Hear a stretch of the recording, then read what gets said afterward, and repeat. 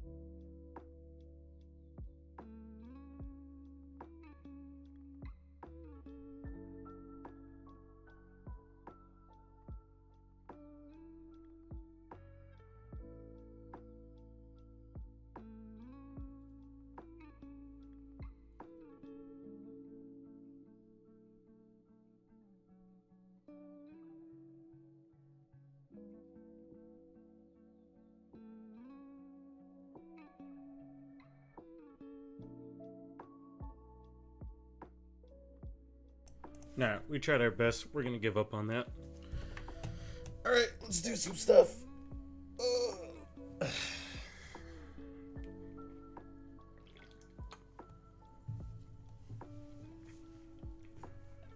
think it might be time to make some new subclasses. We gotta decide on some ideas. Which means first, we need to head to D&D Beyond.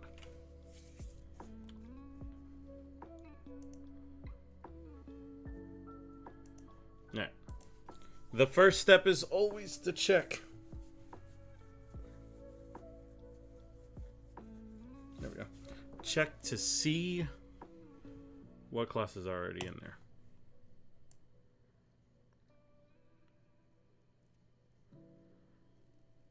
Alright, let's do it. We really need to understand Sorcerer for this one.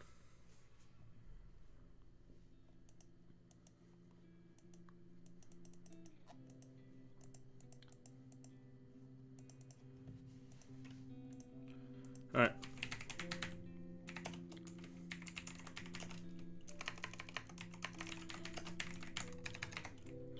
Alright, let's talk about Sorcerer subclass ideas. For the first one, I have Frost. I felt like a Frost Mage could low-key be pretty awesome. There's not... is it an issue with ice spells, though? Are there enough frost spells in the game? Because if there's not, then that's the primary concern. But if there are, then we could definitely make it. I guess we gotta kind of filter through spells. Alright, so... let's view all. Let's go back. Sorcerer features, we're gonna need that part.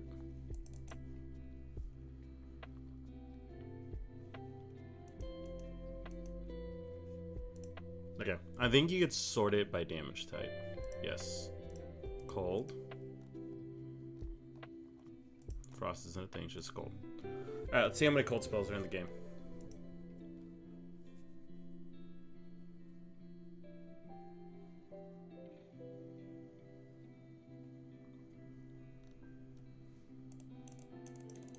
Oh, there are a good amount. But I guess cold and... cold doesn't always mean ice, because it can be like necrotic spells can kind of be cold damage.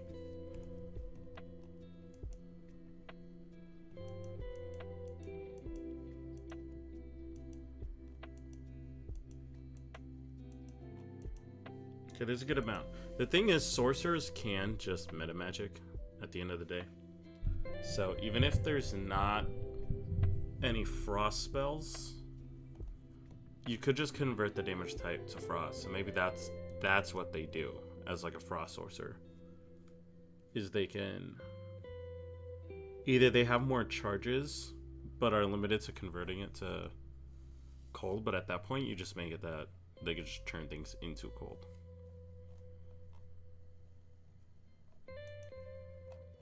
Alright. So when I design subclasses, I like to look at other subclasses and see what they get as a way to balance out in the framework what I'm going to give them. That way it doesn't feel like I'm giving them anything too strong.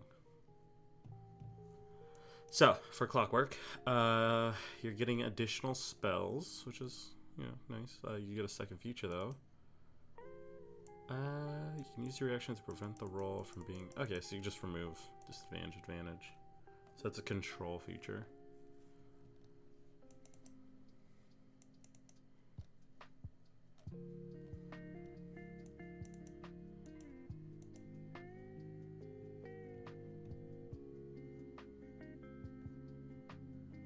Okay, it doesn't seem like it's too out of the norm to let them convert to frost spells. Based on like what the other subclasses get at level 1, that it shouldn't be too bad. So what if they do it per their charisma modifier? So like, for Frost Mage, right, the first level feature is that you can convert any damage type to cold a number of times equal to your charisma modifier. And that's the first one. I think overall that seems pretty balanced. Because they're just I mean, you could already do that with the sorcerer like meta class, the meta magic feats. And that way we don't have to create a bunch of frost spells. You can just take any kind of damage type. It's just allowing you to use your meta magic for other stuff, so you can just purely convert it to cold damage that way. Alright. Let's see what features they get. So they get one at first. No, it's spell slots.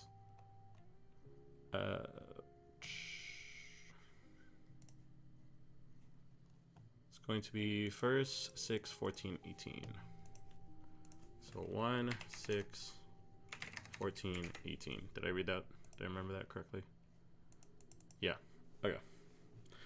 Any ideas? Throw them on. We're creating together.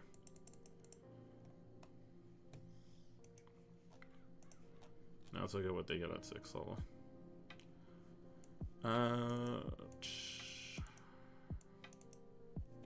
Okay, it's kind of a heal thing.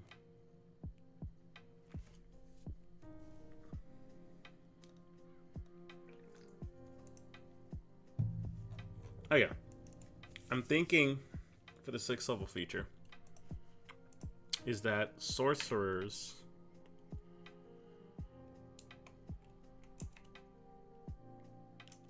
Alright, theory craft with me, guys. Sorcerers are supposed to essentially be more offensive mages, like, in the lore. Like, you have wizards, which are supposed to be very smart, very tactical, very methodical and controlling of their battlefield, but sorcerers are supposed to be able to, like, unleash devastation. So, how can we make their cold damage be noticeably more dangerous than other people's cold damage? I guess we look at the effects of what cold damage does in D&D. So, in that case, I don't think they have a straight thing on conditions. What does cold damage do? We go to the web to find out.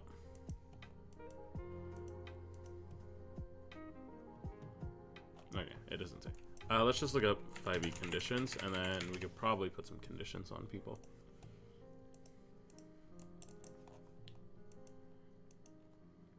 Okay, blinded could maybe make sense if it's shot in your eyes. It's a bit of a stretch. Incapacitated might be good. Paralyzed, no. Petrified could work, right? Like, if you get frozen into an ice cube, you're petrified. Because, like, on one side, you'll freeze the person as, like, for the subclass. But they're also resistant to all damage. So, you're putting them out of the fight. They're also not taking damage. And with that, do you think that'd be a cool feature as, like, a frost mage to, like, essentially use crowd control on someone? I think that might be the move. So, like, at first glance, I want to say that whenever you deal cold damage, you can, like, impose it on them that they have to make a saving throw. The only issue, though, is that wouldn't make sense on, like, a cantrip. Unless they spend a spell slot, so that'll work. So they're getting this feature at level 6. They have 3rd level spell slots, so we can make them expend a 3rd level spell to do it. I think that's a fair way to probably balance it at first glance. So this 1st level feature we can just call Frost Magic for now. We'll rename things obviously later. We're frameworking, guys. We're workshopping. For this one, give me some good names. I'm open to suggestions. Anything you guys got. It's gonna be a placeholder. Paralysis, in my opinion, paralysis makes more sense and exhaustion for ongoing cold effects. I thought about that too, right? But I thought about, like, long-term paralysis. Or, like, long-term effects of cold give paralysis. What I'm wondering is, if you were playing this Frost Mage, would you care more about having something apply immediately or putting an effect in the environment that then stacks into paralysis? Because the other side of it is that is kind of like almost like a blizzard effect. Like, they take stacks of frostbite, and upon reaching a certain amount of stacks, they become paralyzed. Because paralyzed is probably the strongest condition to throw on someone, mainly because melee attacks get crits. So maybe what we do is, I like your idea a lot. So maybe that is the ultimate effect. All right. Fern, you just cooked with me. We have an idea here. I think what we do eventually for the later abilities is that the Frost Mage is emitting like a 30-foot or 60-foot zone of cold.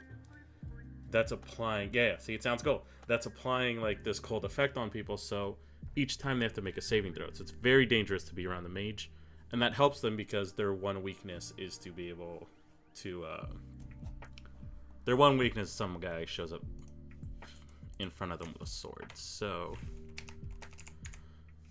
14th level idea, paralysis, result. For 6th level, I think we'll call it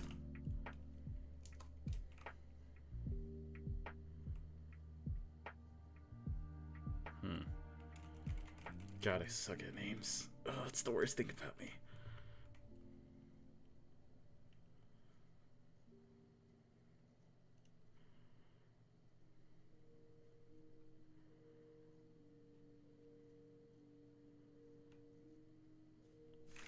I think for the 14th level idea, at least now we can call it maybe Frostbite.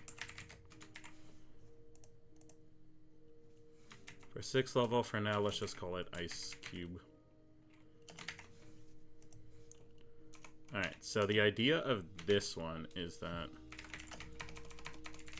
when dealing cold damage, use a 3rd level spell slot to force the target to make a go, or it equals you being incapacitated. I think I spelled it. God damn it. I was so close. Anyways, the only issue that I immediately see with this is AoE. Do you think, Fern, that all targets hit by the AoE should have to make the saving throw?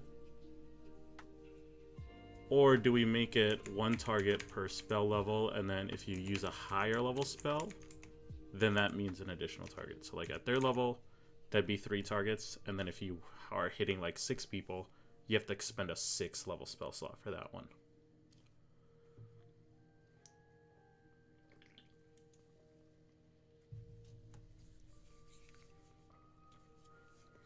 Both could easily work.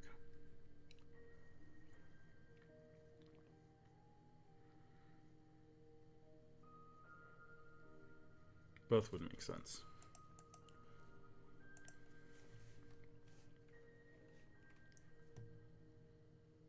Is a 3rd level spell slot that is not cheap for a low level character.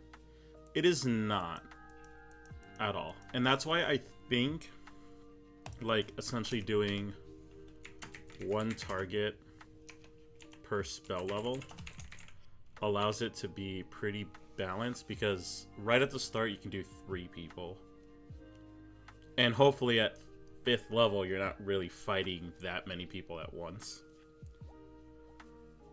But later on you're not exactly ice cubing like 60 people at once. Nor does the DM have to make like 60 saving throws, which would be very annoying. Which I have a solution for that in general, but to not get off track. I think in general, yeah, I think 1 target per spell level. So that way, at the maximum, they can hit 9 targets and ice cube them. And it makes sense. They shouldn't be able to like completely do it in combat, but in like roleplay situations or RP situations, I just have my players not expend spell slots. They go crazy anyway, so in those like big battles they definitely can. So use a 3rd level spell slot to force 3 targets to make a saving throw or be incapacitated. And use target 1 additional creature. Well, if they're incapacitated and slowed would be a little redundant, because if you're incapacitated, you can't take actions or reactions, which means you also can't move. So, do they not have a slow effect in D&D? Oh my god. I guess restrained is more of what I'm thinking of then.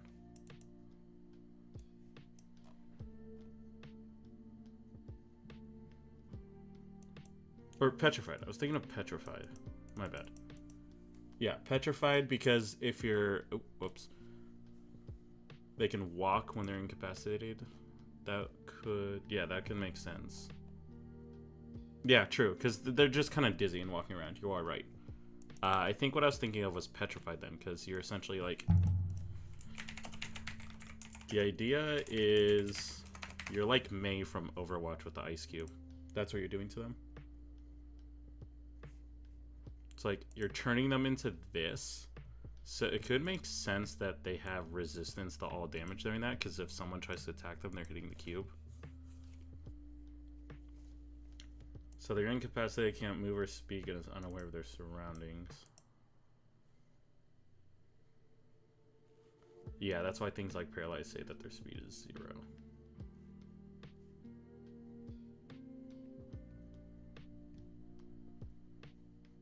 Yeah, they can't move. Yeah, I by far... Paralyzed is going to be there for their ultimate condition, but yeah, I've realized in experience Paralyzed is always gets out of control for this one reason. If they change this one, I would put Paralyzed way more in the game. But even on my players, if I put Paralyzed on them, they will start sweating because they know what this part means. And I also... Okay, so does this... Oh no, these are just damage types. No, never mind. Yes, I think we'll make it that they're petrified is the best.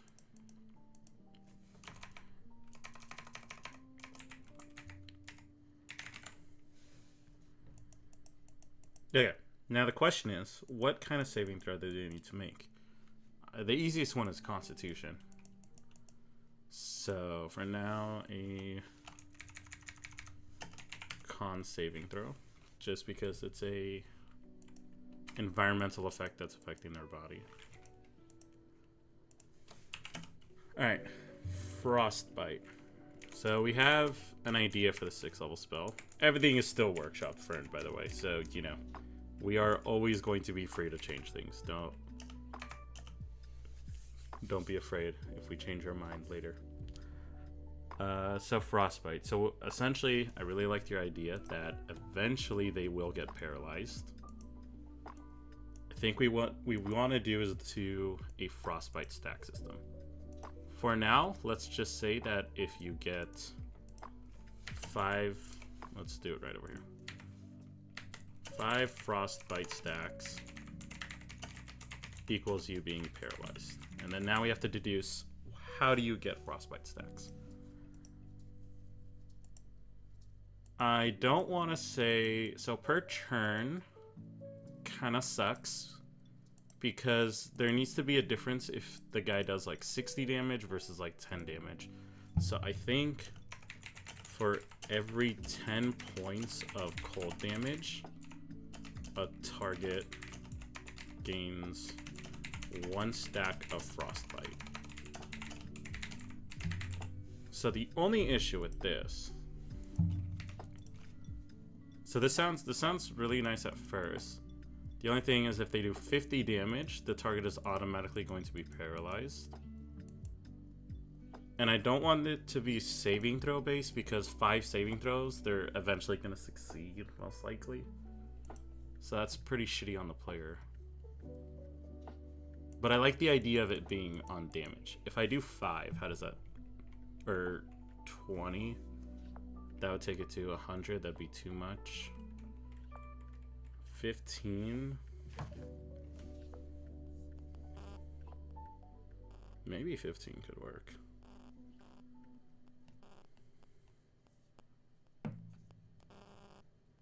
They would have to do 75 points of damage if my math isn't stupid, but in that case, they are level 14, so they have access to 7th level spells. And if we look at... I filtered by cold. I don't think that'll be relevant because they can switch anything. That shouldn't be hard, because, like, you have Disintegrate. That's at 6th level. Most spellcasters are going to take Disintegrate. Let's see our 7th, 5th, and 6th level spells.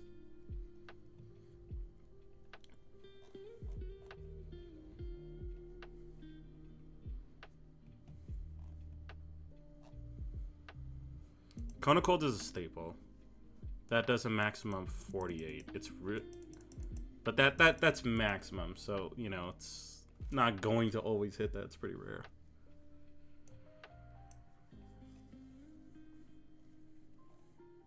Okay, so what if we keep it at 5 frostbite stacks? They make the saving throw to be paralyzed. How you doing, Kaiju Edits? Welcome, welcome. We are right now, for this moment, making subclasses. At least the framework of the idea. So we're starting with Sorcerer, and we have the idea of making like a Frost Mage. Because before I get flamed, I checked. There is no Frost Mage.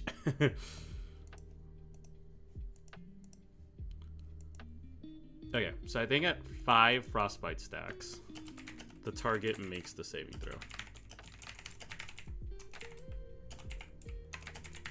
And I think that's the most fair way to do it.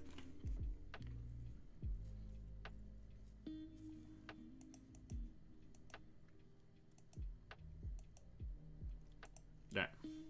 Max level ability.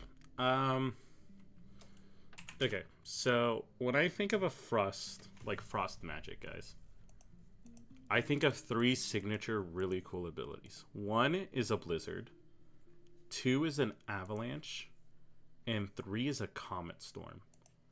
Which of those do you guys feel like sounds cool? Actually, I might take away comet storm, because I know there's Meteor Swarm, which they can use their thing to just switch it to magic. Oh, that's spell level.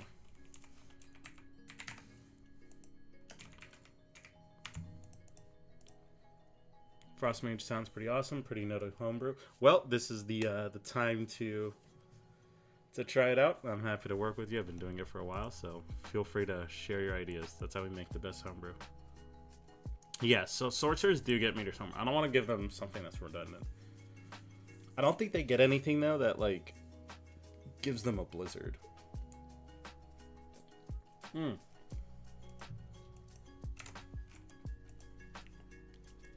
this is where we check by just seeing the cold damage.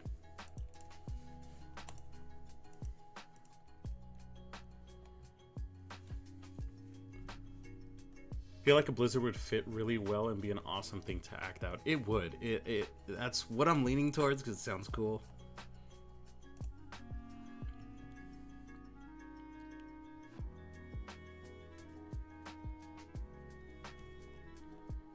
All right, let's check it out. So Freezing Sphere, I think, is... But I'm pretty sure it's weak.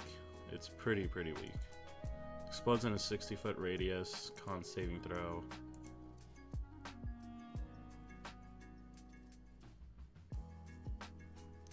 Yeah, I think we do Blizzard because the issue is Freezing Sphere does not last. It's not like a continuous spell. It's instantaneous. So you blast it, they take the damage, and then nothing happens after that.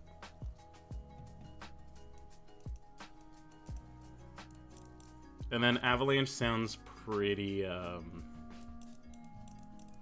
pretty situational. Like, if they're in the desert and, or just in the dungeon, that'd be pretty weird. Yeah, let's do Blizzard.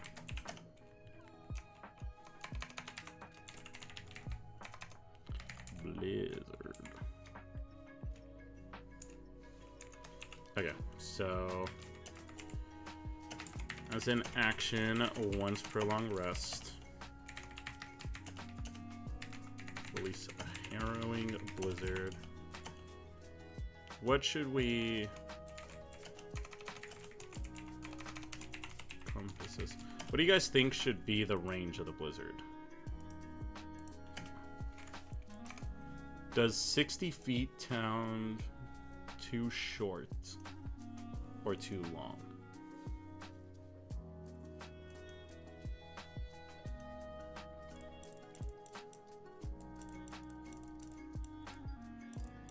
I think 60 feet might be perfect because, like, outside, if the fight's taking place outside, it wouldn't be too bad. I guess 120 would be better if it's outside because it would feel pretty contained. And you're also level 18. There's a subclass for sorcerers. I'm pretty sure at 18, yeah, you can just fly at 18. So let's just, I think it's fair to give it 120 feet. No. I think 120 feet is perfectly fine. That's a good one, Kaiju. Would you say it's Kaiju sized? Alright. So the compass is 120 feet and lasts for 1 minute. We'll say that's a pretty good range.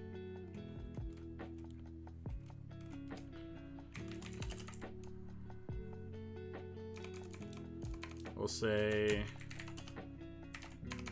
every time every time a creature starts its turn there, actually ends, so they could run out if they starts there. So are there any spells in D&D that make you just take damage regardless? We could just look at the rules for like Wall of Fire. That'd be like the best way to see how base game balances it out. So a cool thing that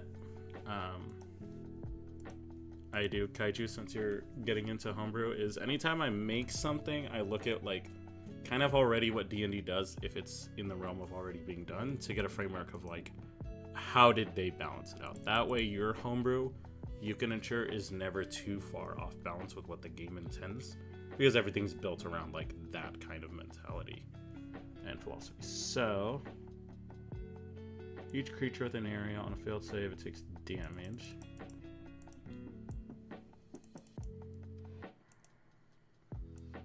Okay.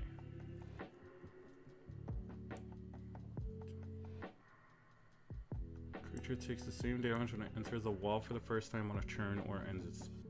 Okay, so they just take the damage. When the wall appears, each creature within its area must make...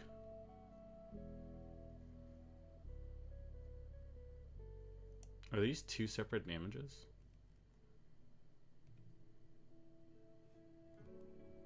One side of the wall is selected by you when you cast a spell.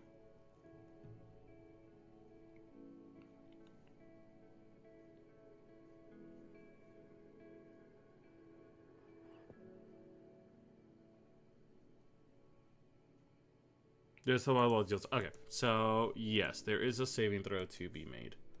In that case, what we do is every time...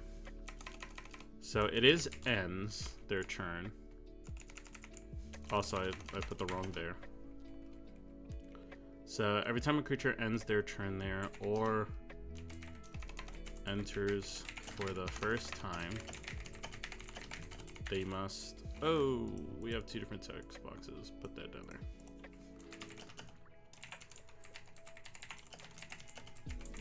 Hey, no shot I spelled Constitution wrong. I feel like if a creature is in the blizzard, they could take damage automatically and then make a save to resist being frozen in place. That sounds awesome. So yes, we could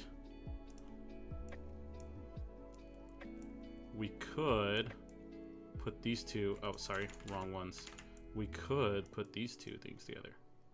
Well, he would automatically be able to do it, though, with Ice Cube's feature.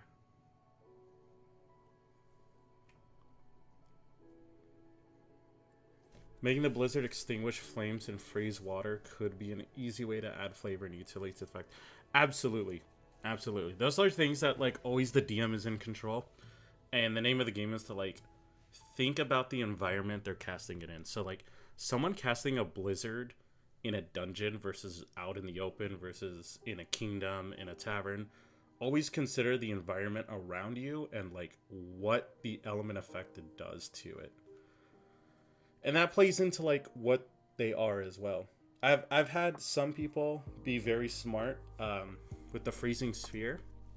They actually had like someone cast tidal wave, and they were like, "Hey, I'm gonna shoot like a freezing sphere to try to sort of freeze the tidal wave as it goes over us, and it acts like a shield." And really cool stuff like that. That is very, very good thinking, Fern.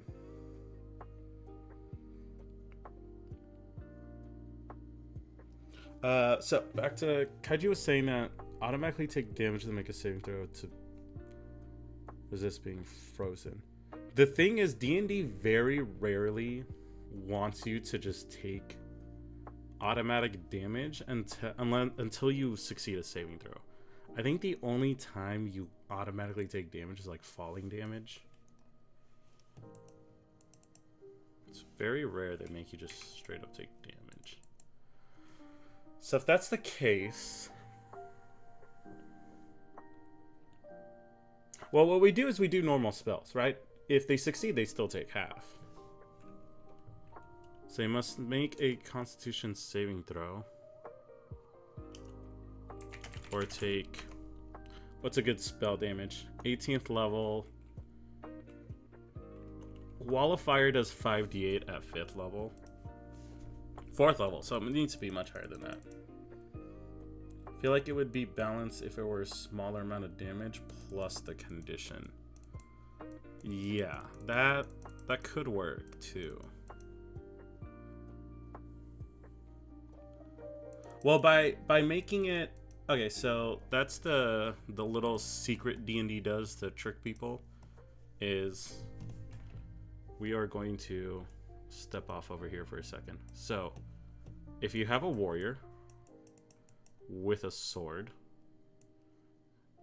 ignore my drawings, but he has a sword. Yeah, that's a sword. And he's coming to attack some big dude. And then you have a mage who is throwing a fireball. For some reason, magical reasons, the fireball is green. Ignore why. The thing about D&D is magic and AoE spells are always a more reliable way to do damage, because for this one, the player needs to roll, and if they fail the check, then this attack never happens, and they never take damage. But if this guy succeeds the check, he's still going to take half damage from the fireball. So they're still taking damage, unless they're like a rogue or that kind of idea where they can use evasion. So with that reason, D&D kind of tricks people by saying that... Yeah, thank you. As you can tell, I'm definitely an artist.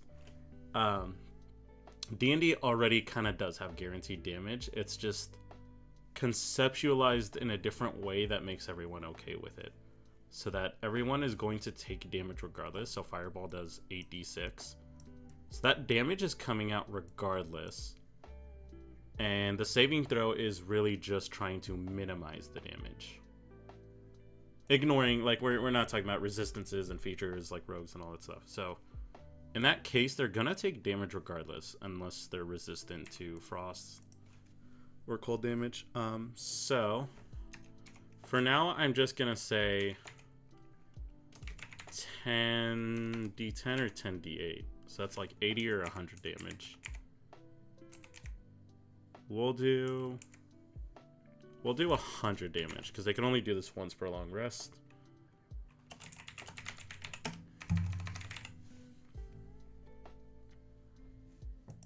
So in that case, essentially, they need to make a Constitution saving throw, right?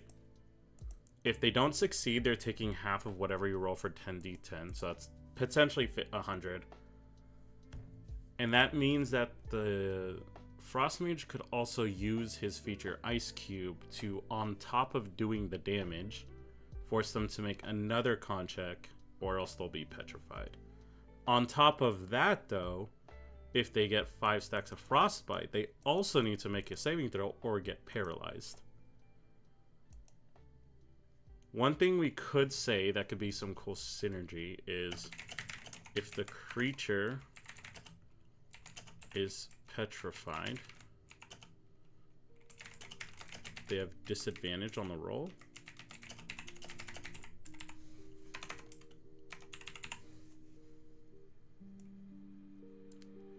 Bring this up here so we've exhausted our space.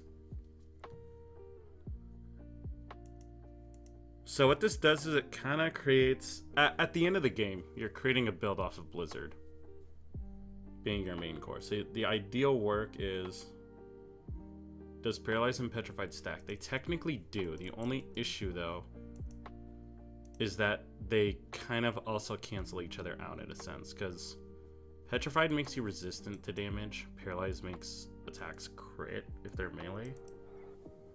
So maybe it breaks the petrification to paralyze them, is probably how I would rule it and think of it. But I don't want to leave that subjective to DM, so I kind of want to make it as objective as possible.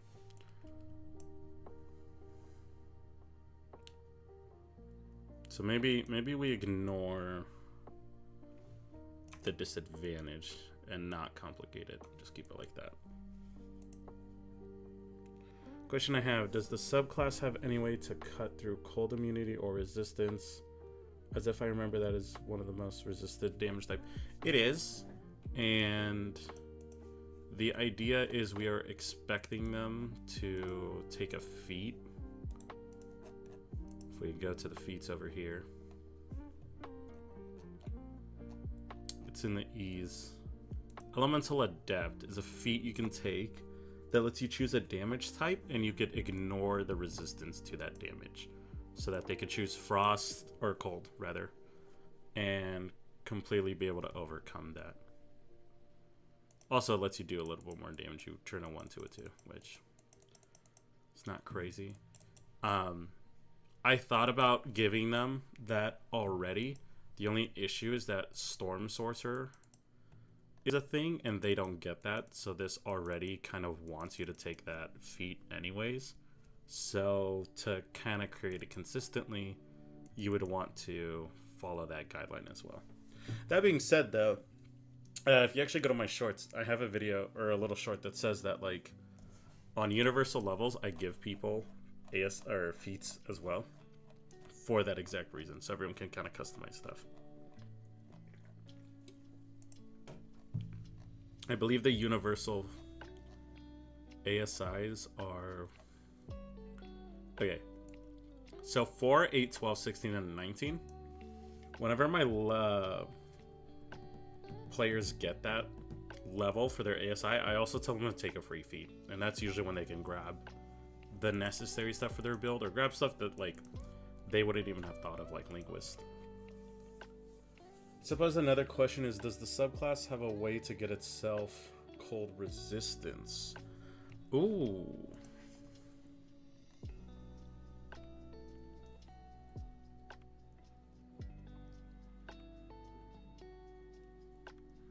That is a good point. I mean, here, at 18 for Storm Sorcerer, you get immunity to lightning and thunder, so I think we just follow that guideline too. It's kind of the nice part about a lot of subclasses being made is you can find...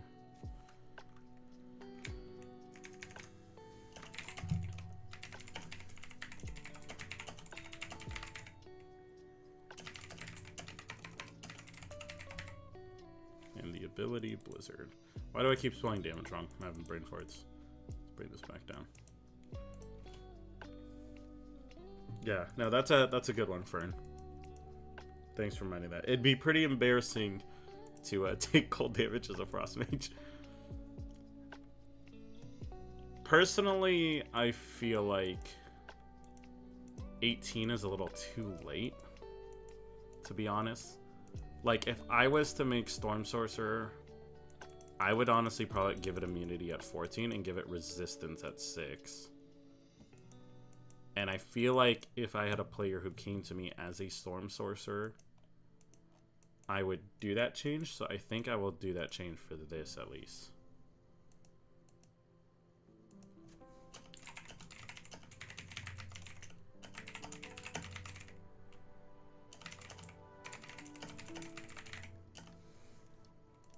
God damn, I'm not, again, spelling it wrong.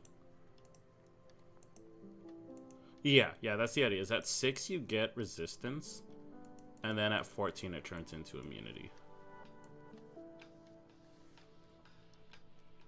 Because my issue is that not all campaigns are designed to go from 1 to 20, and if they are, it is quite near the end of the campaign that they're hitting 18, around there. So they would spend a majority of the journey just kind of waiting around, still taking damage. And if I was a player, that would feel awful. To be like, well, eventually, you know, once I hit 18, guys, once I get there, I'll be able to not take damage. So I think at 14, they get their full resistance. How you doing, Keith? Welcome, welcome.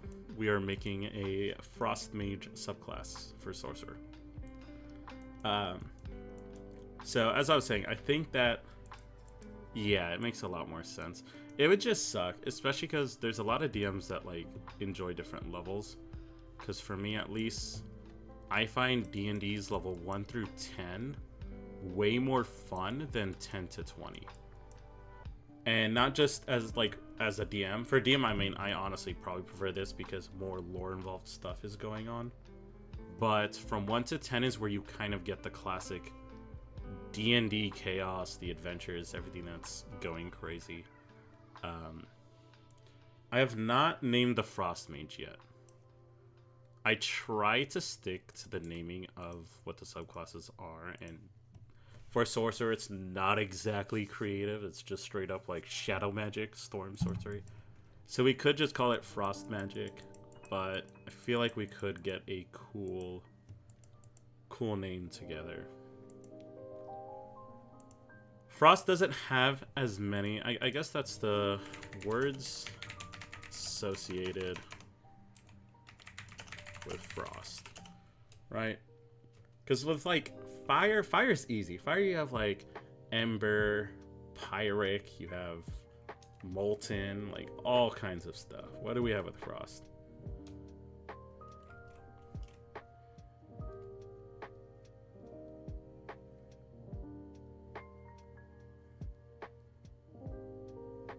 Yeah, go for it. Winter magic could be kind of cool.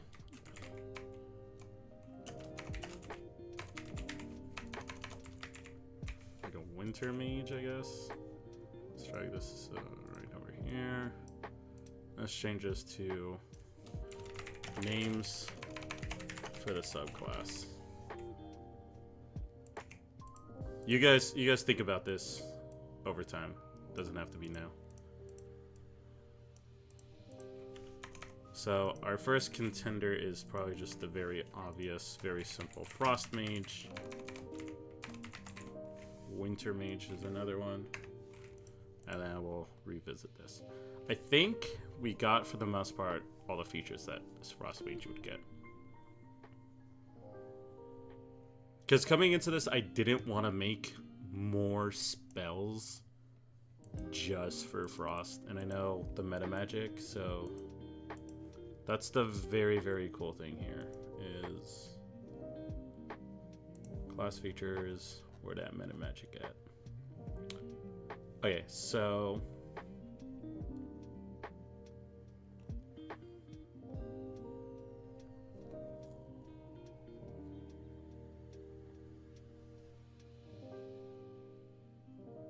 wait, am I crazy? I thought you had one that let you change the damage type.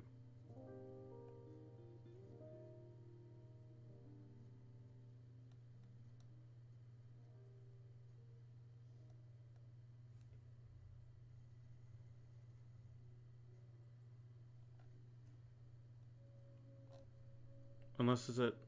Oh, here it is. Okay, yes, it's an optional class feature, but it's a good one. It allows you to change the damage type, so you can change all spells to cold damage.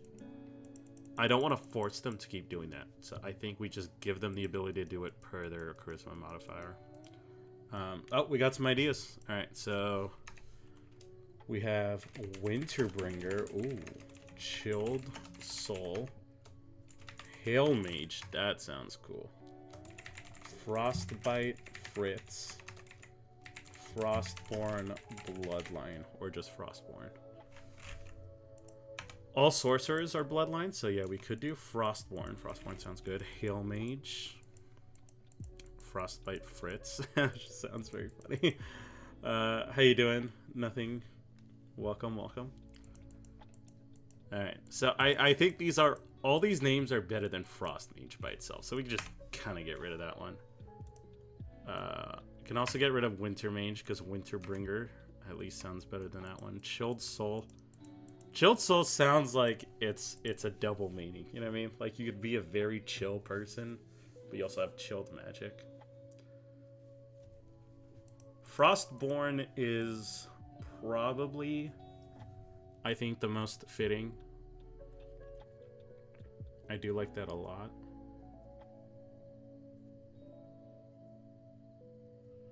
Welcome, Nothing. We're going to go over a lot of just D&D stuff in general. Right now, we are kind of in the homebrew section of the stream. So we're just kind of making some subclasses. We're starting with Sorcerer, and we have the idea of making a Frost Mage for Sorcerer. Sounds roguish, just a bit. Not gonna lie, I'm not fond of Chilled Soul. Don't worry. We are... Chilled Soul definitely, we could take it out, but Chilled Soul definitely sounds like a trait maybe we can give. Alright, so one thing that we could do that's kind of cool is for the ones that don't make it as the name, we can make it as possibly the features. So I think Frostborn is the name we stick to. I do like that one a lot.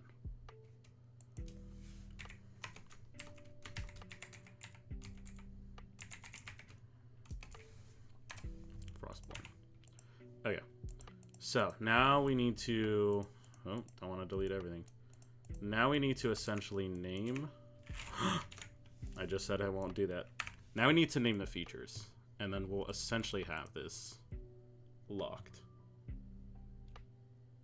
So, first one is Frost Magic. We don't want to do that. The idea of this is that you can convert damage types to Frost.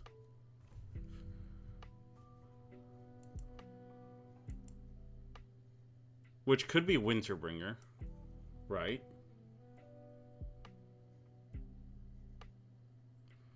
I have a bunch of homebrew classes and subclasses that I use, though I don't give them to players, as I must always test them using NPCs. I do the same. That's a very cool thing, because you could essentially showcase it as how NPCs would do it, and then the players can decide, like, yo, that was kind of broken. I have a lot of subclasses that I wrote out. So, like, if I come up here, you guys can see these are all the subclasses I wrote out in my time of DMing. And there's a lot. Like 31 pages. So it's a lot of testing and a lot of my players being like, what am I going against? Alright, so Ice Hearts, Cryo Conduit. Cryo is a cool word. Snow Cloak, Rhymebound, Glacialist are some of the cool ones. I like Ice Heart, so we could do Ice Heart for the first one.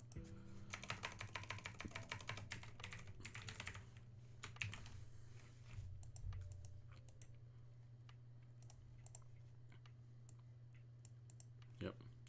Let's grab the eraser and get rid of this stuff. My beautiful drawings will be gone.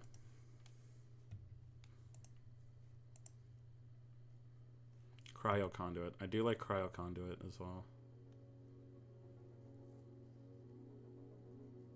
I think Cryo Conduit might be like the name of the feature for getting your resistance, because it just, by the naming, sounds like you have it inside you. So 14th level. Conduit.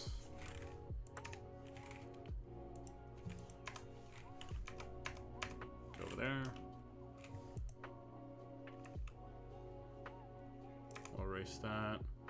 we're just gonna organize a bit better.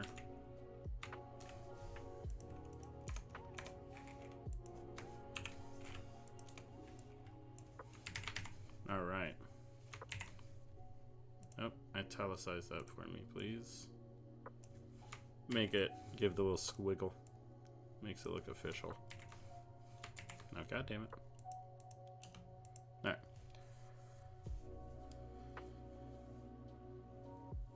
I think all of Kaiju's names are cool, not gonna lie. Dude, he's coming out some bangers. Coming out some bangers. I've been doing work on Devil May Cry themed subclass for Fighter. Only need to finalize the Sword Master style and I'll be done. That sounds so sick. I love that. I love Devil May Cry. I spelled cryo wrong. Oh, right. It's the I, the Y before the R. Cryo conduits. All right. Blizzard. We kind of keep it. It's iconic. And that is. I think that is what it is.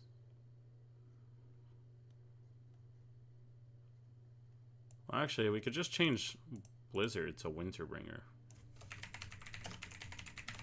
That sounds cool. You're bringing the winter in.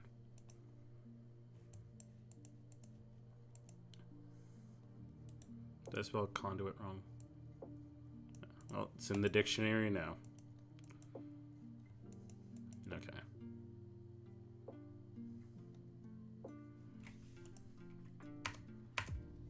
All right.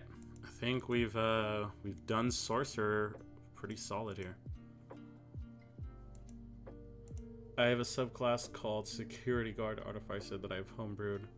Classes like the Thug or Martial Artist, kind of like a monk, but focuses more on a variety, which I think monks lacks. That is true. That is a very good point.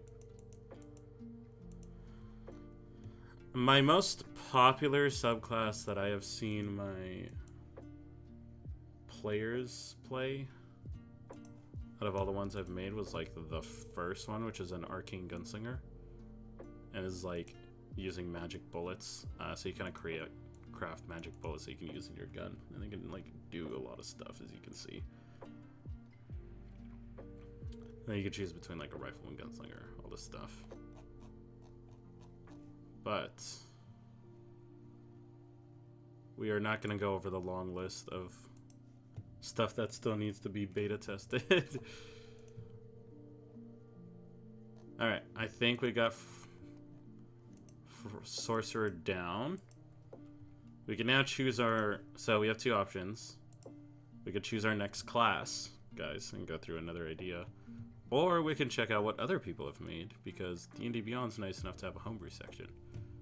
That being said, some other things that are on the table, we could also look at cool maps that people have made, as well as make one ourselves, because I am due to making a new map. But we'll have you guys think on a second as I also browse the subclasses and see which class would we want to do next, if so. Made a subclass for fighter called Arcane Parasite. Basically an undead like will-o'-the-wisp inhabits your body in a sort of symbiotic relationship where you can manifest an enchanted armor. That I like that a lot. That's super cool. I played a Warforged once that was just an animated suit of armor, and it kind of just reminds me of that. Also, I think I have the amazing power of Australian ping, so all my messages are taking 1 billion years to go through. Ooh. At least I don't have to read them upside down, right? That's the joke. I have an NPC that kind of works like that with a mimic, though Kaiju's edits. Oh, that's awesome. Yeah. Yeah, definitely is. Oh, clicked on fighter. I thought it was cool, but like a lot of NPCs I make, I can't quite use them yet, so no trying for me.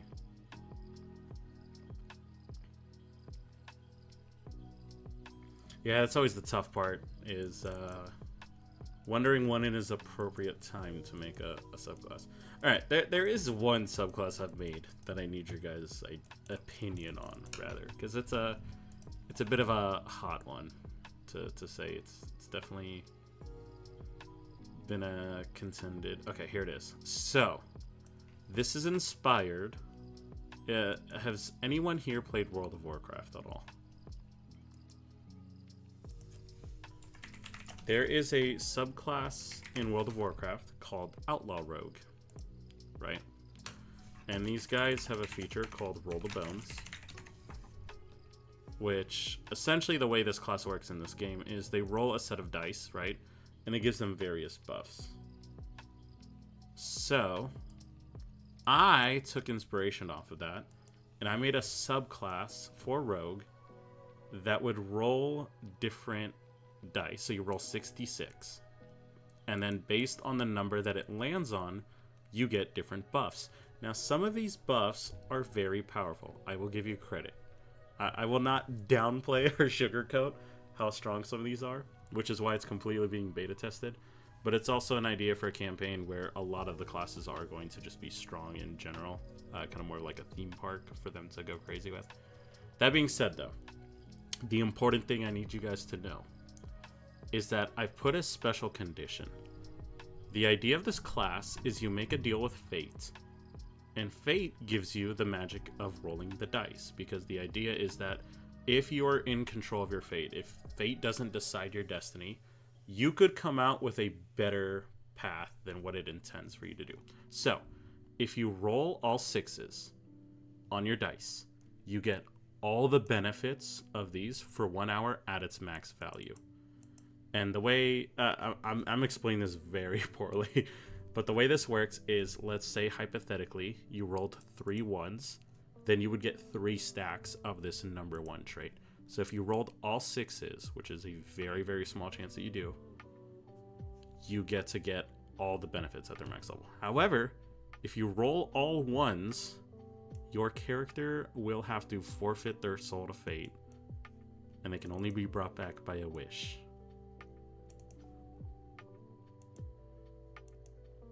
So this is more of the question. If you were presented with a class that you have a very, very, very small chance to become the most powerful person for 1 hour, right? But you equally have that small chance to straight up lose your character and die. Does that sound fun? Or does that sound like it's just a bad time overall? It is a gambling class. It is 100% the move. They later on get features that's like loaded dice that let them like change certain numbers, right? So when you roll, you can roll like a d4 and re-roll that stuff. It's very convoluted. I don't want to go over the entire thing. Just more of the concept of like, if you're presented with an ability that can make you very, very powerful for 1 hour, but also has the chance to kill you.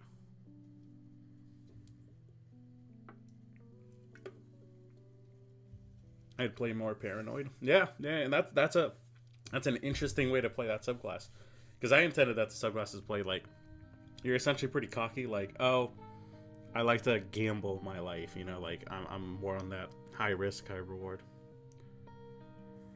I think that's too severe a downside for all 1s. That's what I was wondering. By the way, also welcome Gollum Kid. Nice to have you.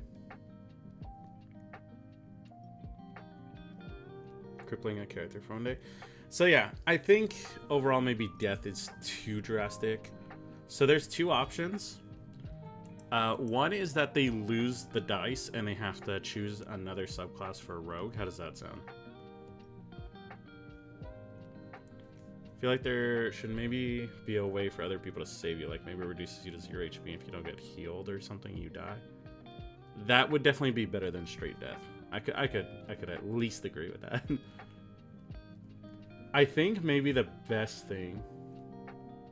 Okay, what I definitely want to at least replace it with is, instead of dying, you lose the dice, and so you're forced to choose another rogue subclass.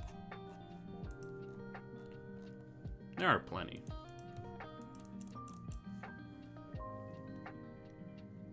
Surrender for 1 week. and not death. Yeah, but then they would have to like play another character for just the week and then come back.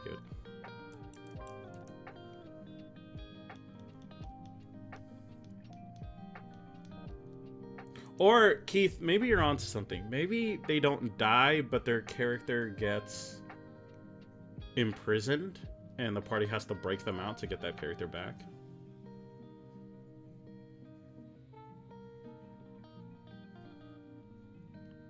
That doesn't sound too fun. Maybe they lose their dice and have to break fate to get it back. Is a cool but weird idea. Now that could work as well. Another option is they lose a dice, right? If they normally roll 6d6, perhaps if they get all ones, they now only have 5d6.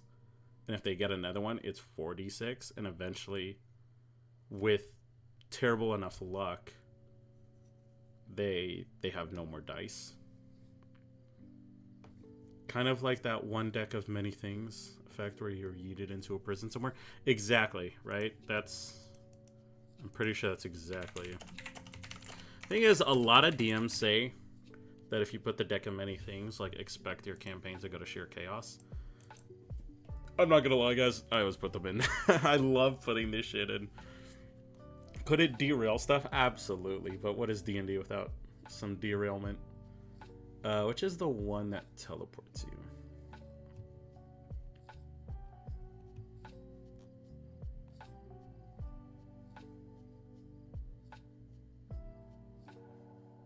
Yeah, right here.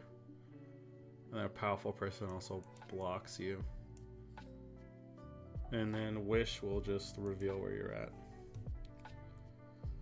So if it was all ones, then maybe lowering their strength to 0 and only restore half health in a long rest. Maybe also add in a carry capacity for a creature one size lower for a week.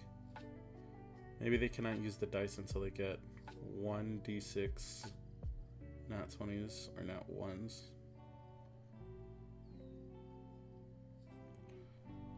Yeah, if they run out of dice, they would then have to pick a new class, could be the idea. They lose their power. That way it's not punishing. It's not too punished, but not to the point where there's no downsides. Yeah, lowering their stats could potentially be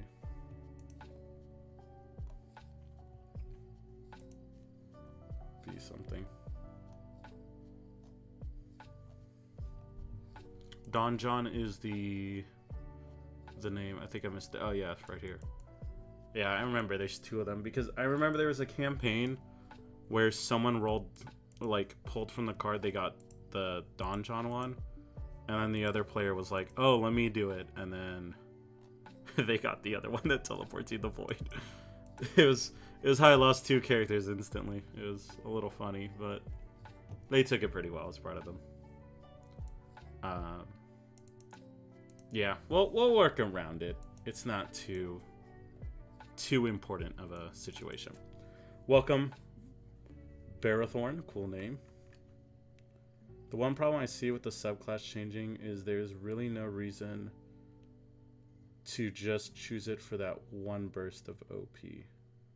Well, the idea, like, I didn't want to go over too much detail of that subclass idea, but it's if you get all 6s, you get very, very crazy.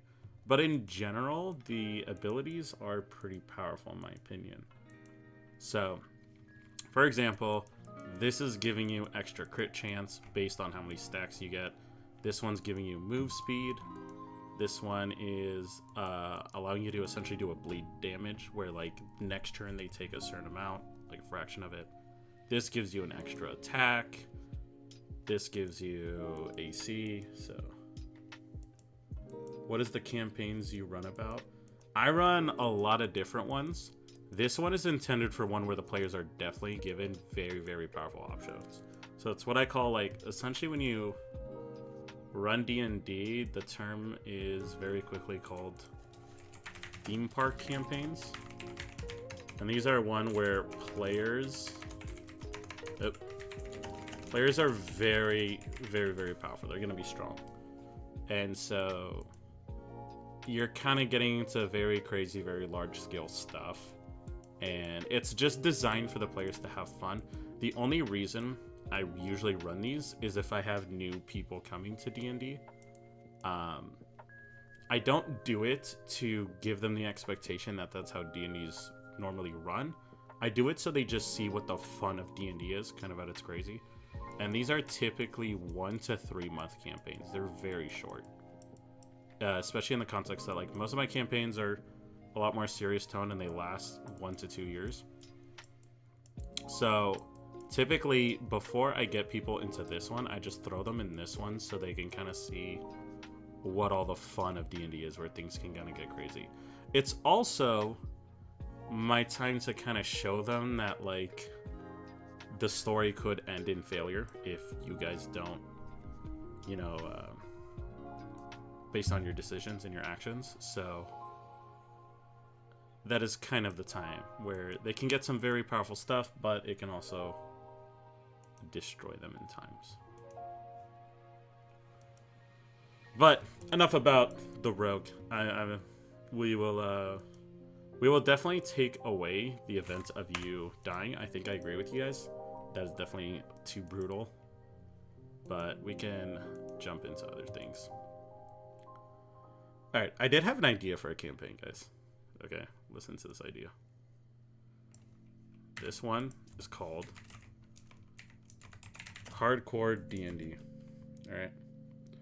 Mine is more of the players have a lot of power, but the story will keep going even without them if they choose to stray away. Yeah, that's good. As role my DM uses is a dual subclass role, as he enjoys seeing his players being really powerful.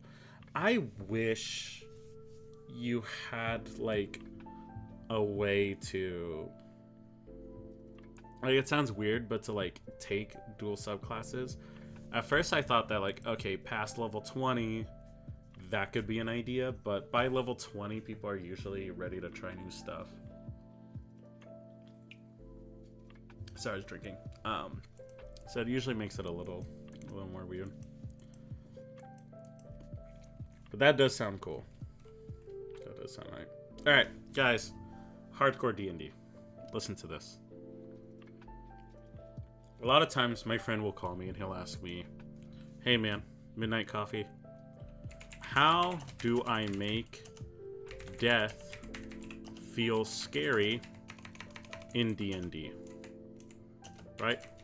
For his problem is that the players do not associate that they are characters in a world, right?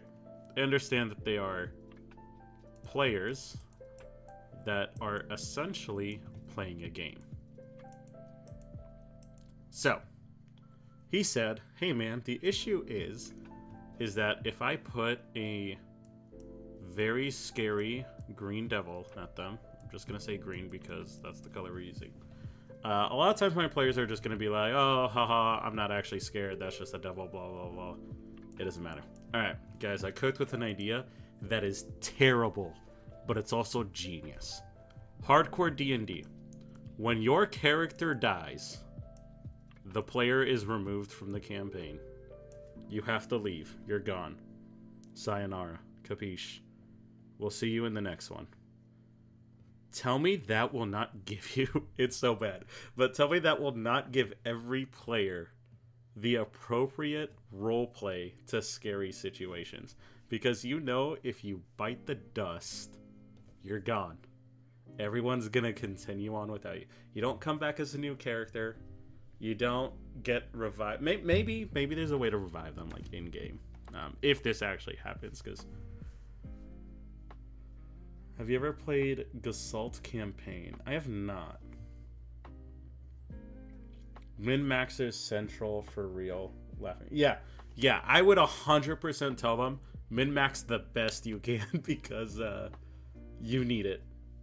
I got the idea because World of Warcraft came out with a classic hardcore mode where you can go from the game from 0 to 60, but if you die, you lose your character. And so when I played that at launch, it felt very, very real. trying to stay alive in that game. And that was like, that felt like a really cool experience. The only thing though is that if a player dies, like at the end of the day, D&D is a game you play with your friends. So the last thing I want to do is make a friend feel left out, so that they would essentially lose their character, and it's like, all right, we're going to continue playing without you and having fun without you. That would feel very, very sucky for them, which is why it has to be a short campaign.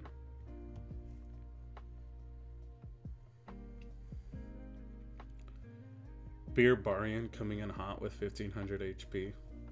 If you really want to get strong as a barbarian, you go...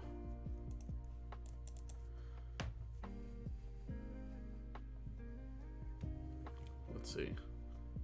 You go Path of the... Which one's the one with the bear? Yeah. So, exactly as you said, the Barbarian, right? Because you get resistance to, like, all damage except Psychic. But then you choose for your race, you go Kalistar. Because Kalistar is a race... Where the hell are they? There's so many of them. They're somewhere here, lurking around. Kalistar is a race that gets resistance to psychic damage. So, a Kalistar Barbarian will be resistant to all damage that gets sent out. Yep. Right there. And so, your DM is just gonna cry, because any damage you do is just gonna be negated by half.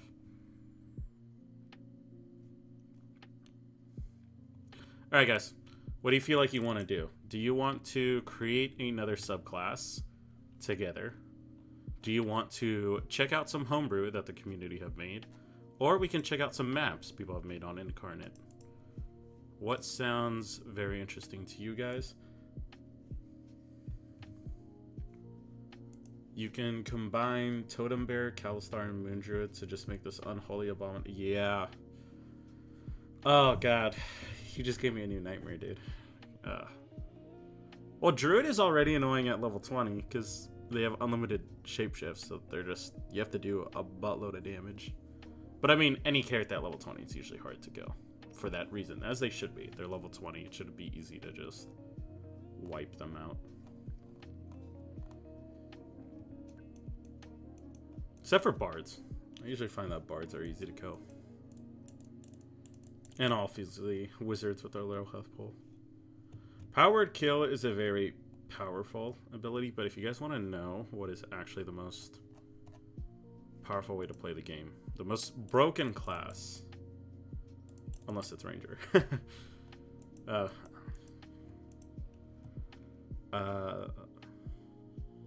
made a video about what your favorite D&D class is about you. The Rangers were not happy with me.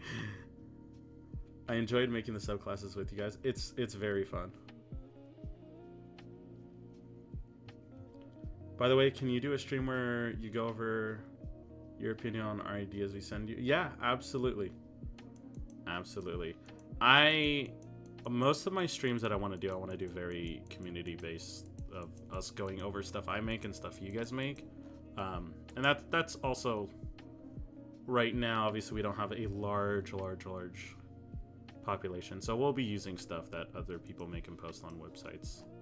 But yeah, absolutely, if you guys have some stuff, we are happy to look over it as a community and check it out, give advice, review.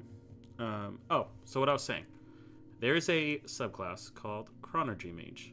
This was the first character I made that went from 1 to 20. I loved this subclass. But, guys, level 14, okay?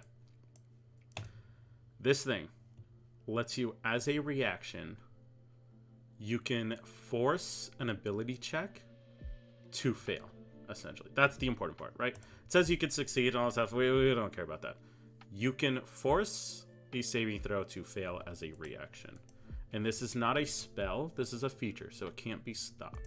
Now, what that is, what you're doing essentially, is that as a time wizard, for your action, you are casting Polymorph.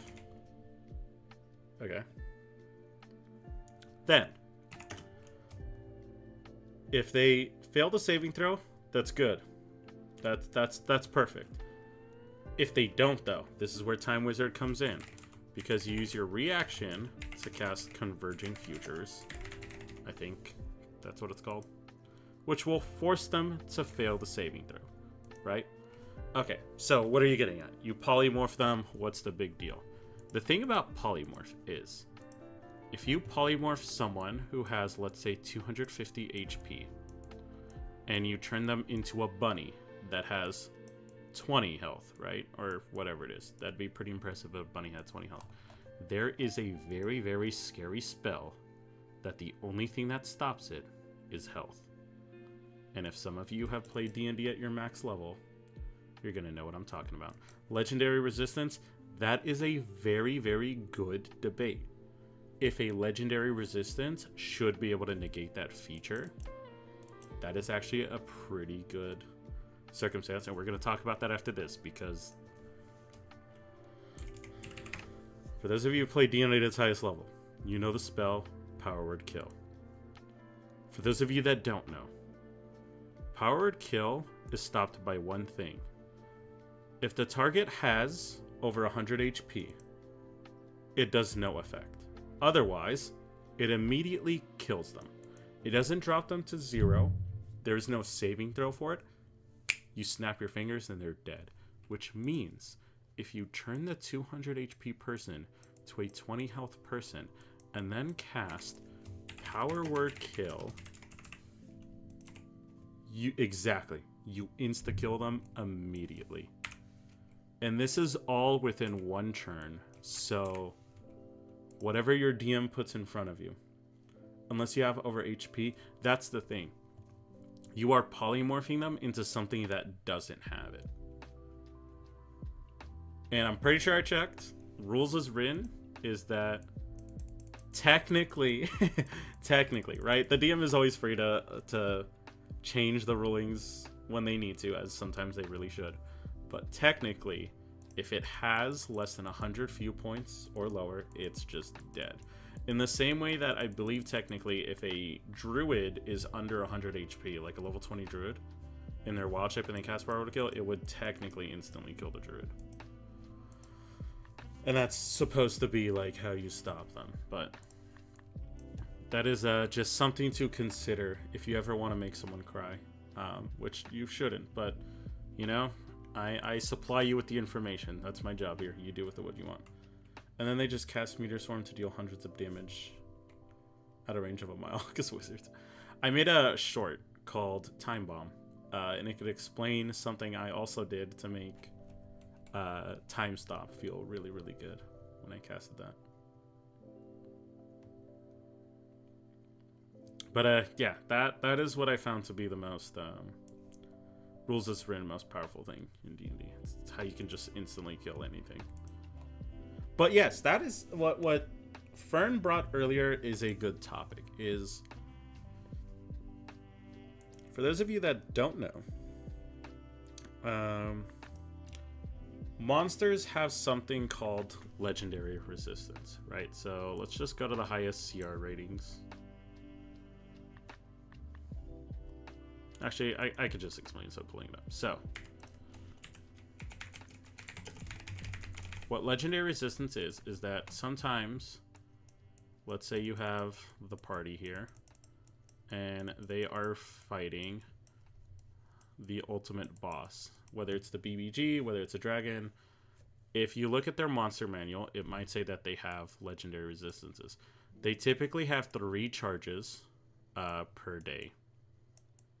And what this is that anytime the players subject them to a saving throw and they fail, they can expedite one of these charges to guarantee that they succeed. And this is mainly built that if you have a very cool fight planned out and someone's casting a condition that's just immediately going to blind them or something, that the epicness and the hype of the boss is not undermined by them failing the first saving throw, but the players are still weakening them by slowly taking down their resistances until they have none left. So inevitably the fight could last for about 4 to 5 turns which could give you plenty of time to showcase its mechanics. That's legendary resistance in a nutshell. The monster, I believe legendary resistance is not a reaction. I believe they just do it. Let's check.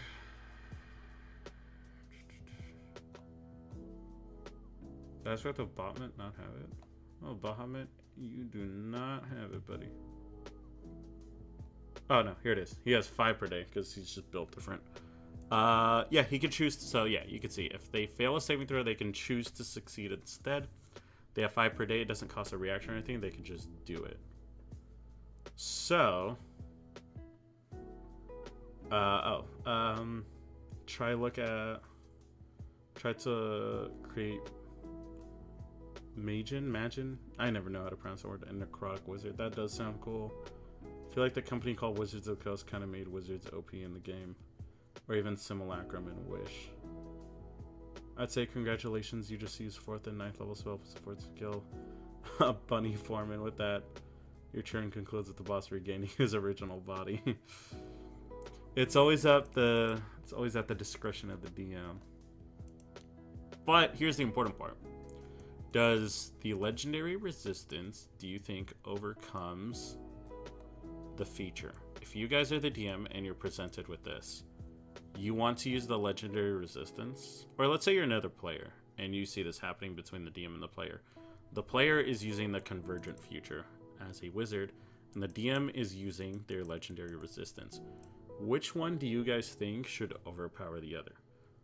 The only thing that I will have you guys consider is that when a wizard does the convergent future, they are taking a stack of exhaustion by doing this. So that is only the only thing to also consider, is technically the wizard does still have a drawback that's being done. So, what are you guys thinking?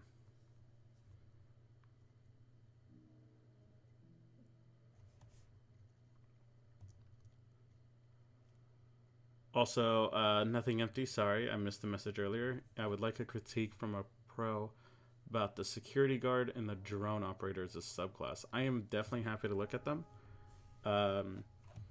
D&D has like a sub, like if you make your own homebrew, it's usually the easiest way to have people view it. You can like go to your homebrew collection and then essentially share the link. So like if I click this and then I click like view details page, and then you can like essentially copy the link and then send it, and then someone can view it.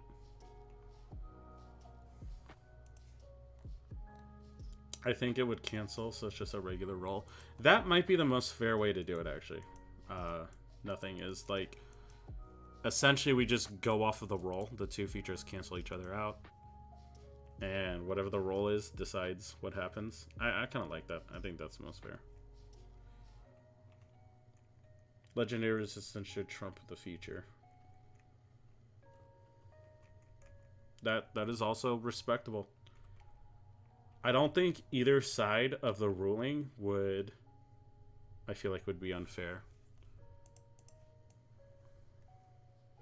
Because on one side, you don't want to undermine what your player is trying to do all the time and make it feel like it's DM versus player. But also, these 3 legendary resistances were created with the intention that certain bosses can't just be instantly smoked right at the start. Unless there's some really creative planning. Which you could argue that this is some really creative setup. But all it takes is one person to figure this out and then put it out somewhere, and then everyone starts reading and they're like, hey, this is what I'm gonna do. Welcome back, Kaiju. We were very lonely without you.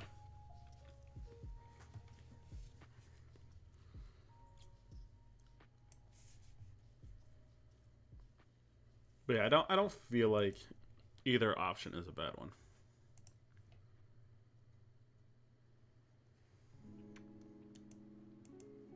They can both be pretty good. Guys, it is 7 minutes past midnight, and we are midnight coffee. We are at our ample time. This is peak streaming hours right here. If you use Simulacrum and wish you could smoke a boss without trying.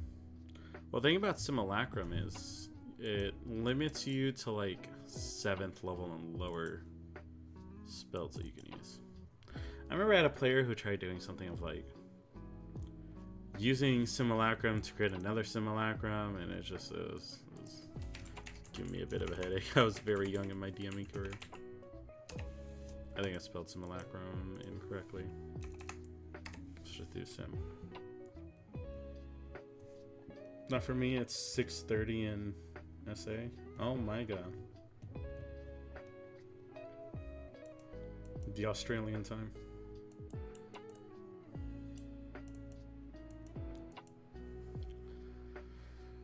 Simulacrum, let's see.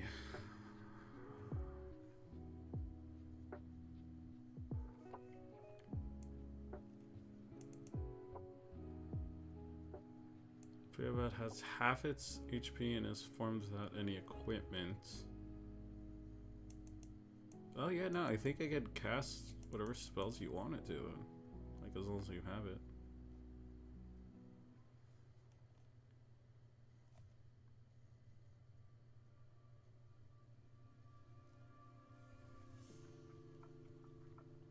(1:15, 4 a.m.) Wow, you guys are some late gamers.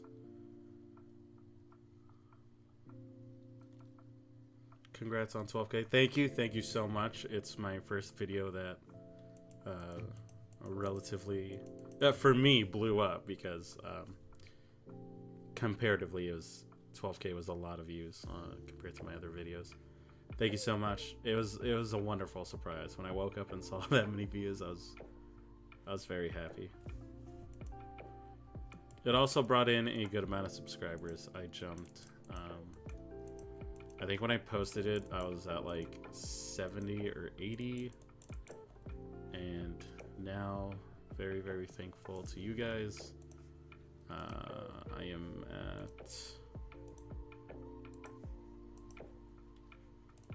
at 216 and counting. So, if you guys haven't quite yet jumped in and subscribed, if you enjoy what's happening here, go ahead, and there are plenty of videos, shorts, streams that will be coming. A lot of D&D focus, but I talk about other games as well. So, very recently, I just came out with a video that's like my 5 favorite games of all time. So there's some gaming stuff that come out every now and then, but with that, there's mainly D&D stuff. But happy to have you guys in. This community will be very, very fun. All right. We spent this whole time deciding on what's the next move.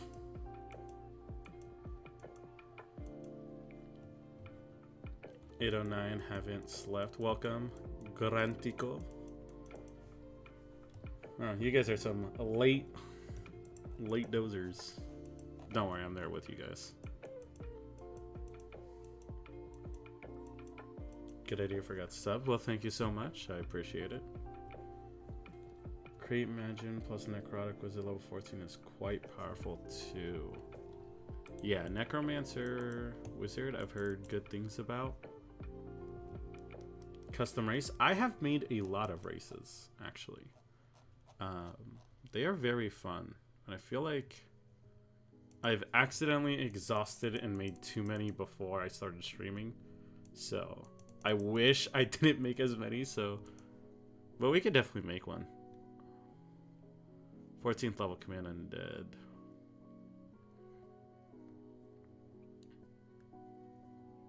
Oh wow, yeah, that's crazy.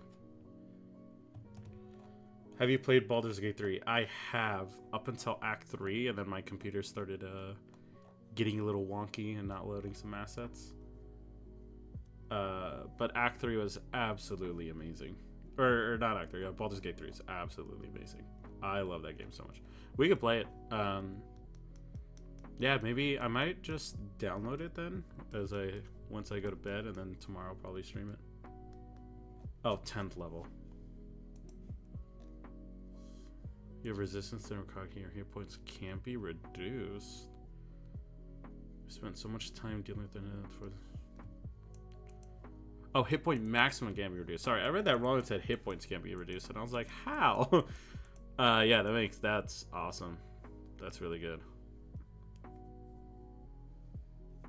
Plus create Magin. Create Magin is a spell, I believe, right?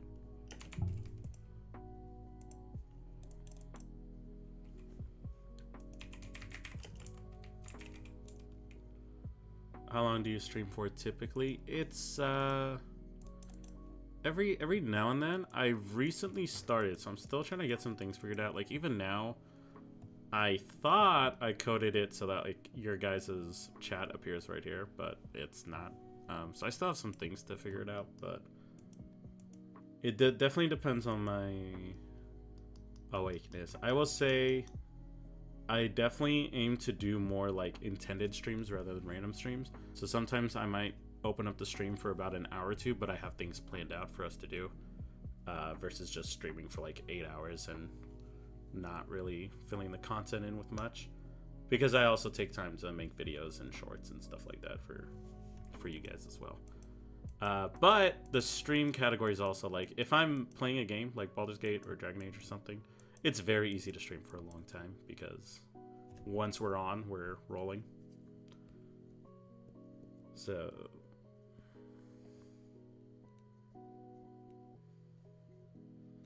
a ton of DMs on here have all agreed they love what Baldur's Gate 3 did for monks. It did really, really wonderful things. The Tavern Brawler Fate is so powerful with it.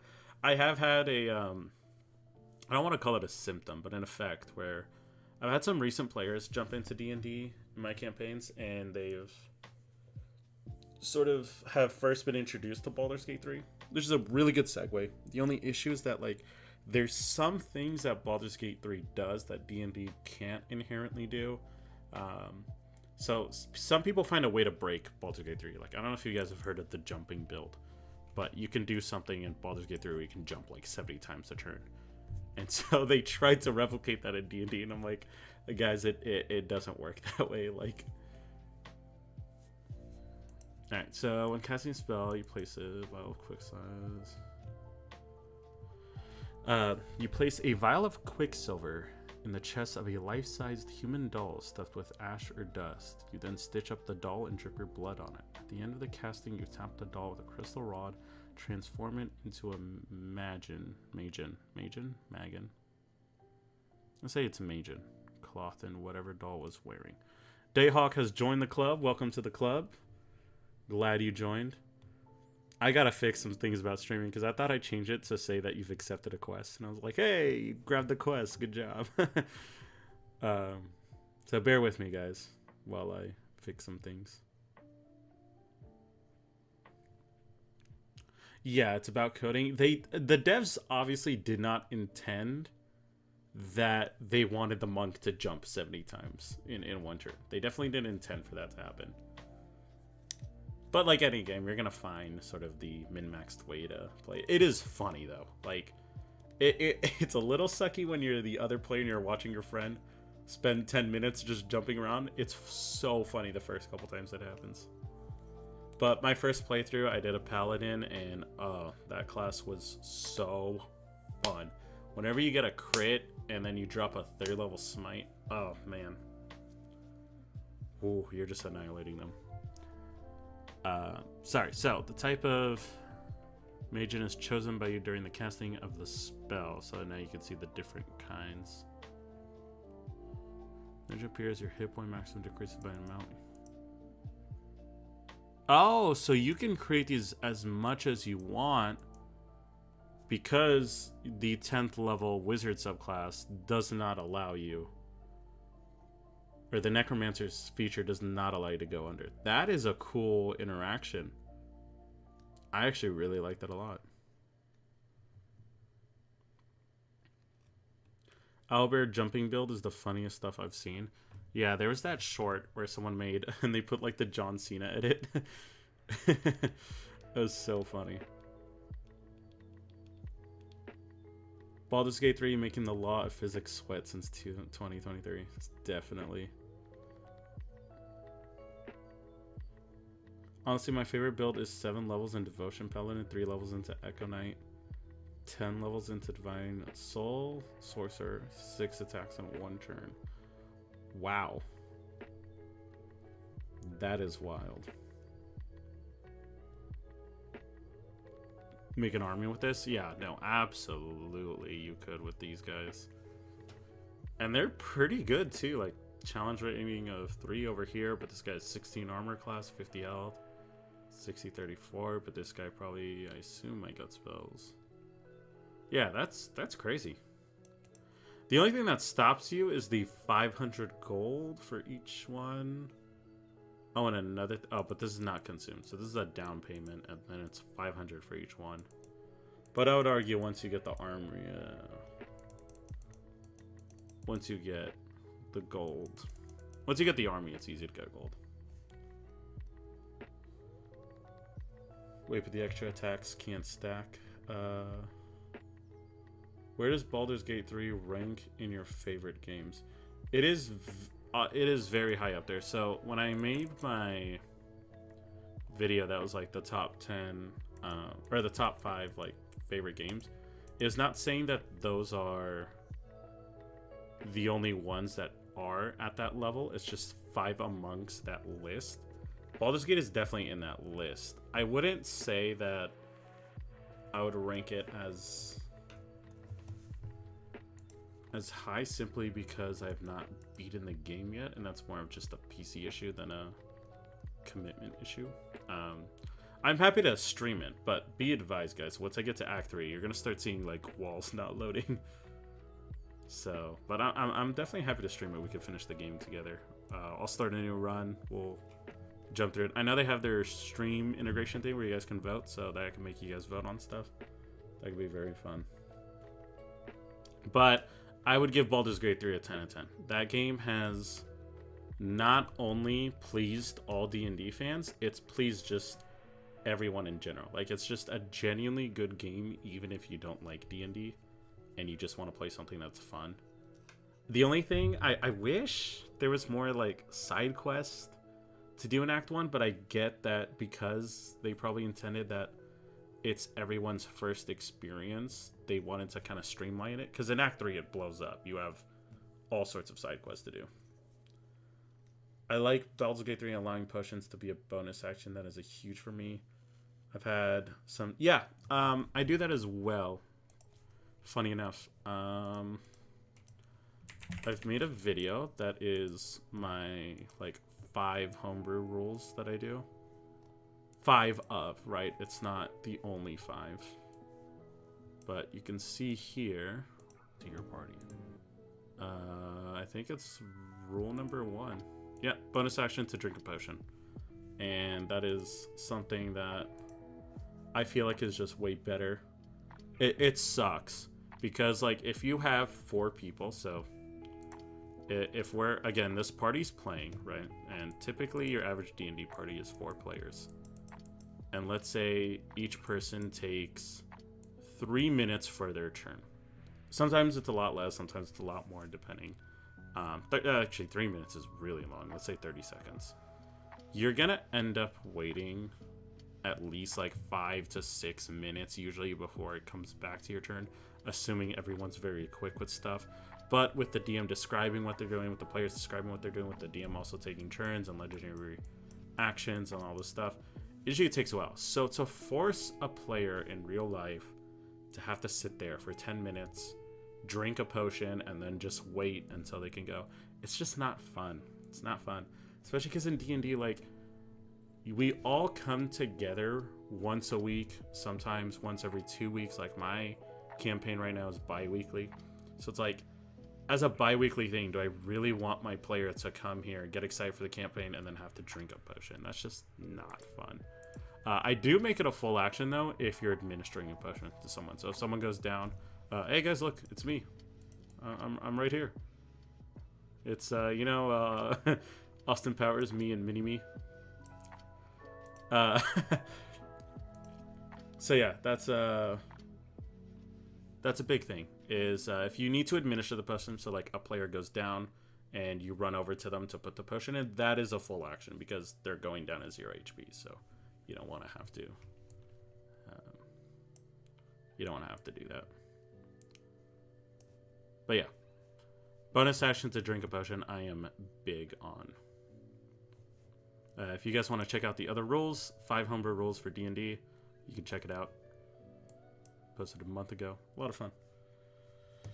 All right. Let's see. Oh, I've missed a lot of chats. I'm so sorry, guys. I got too fixated on my rants. I played an archer build that could do max 1100 damage at level 20 under very specific circumstances. Yeah, that is wild. Once you get the army, you are unstoppable. Most definitely. It's going to take a lot of fireballs to put you out. That's the way we could say it. How far down the tier list would Smite Paladin drop if you had to declare the Smite before the attack roll? It would be pretty bad. That is supposed to be what makes Paladins very strong. It's supposed to be their main bread and butter, is that their crits are the scariest in the game for the fact that if they crit, you best believe they're going to throw a smite on that. And typically they're holding a smite for that crit. And then also it allows them to essentially put 2 smites together if they put a smite beforehand. Like the flashback to the Austin Powers Pinky thing. Yeah.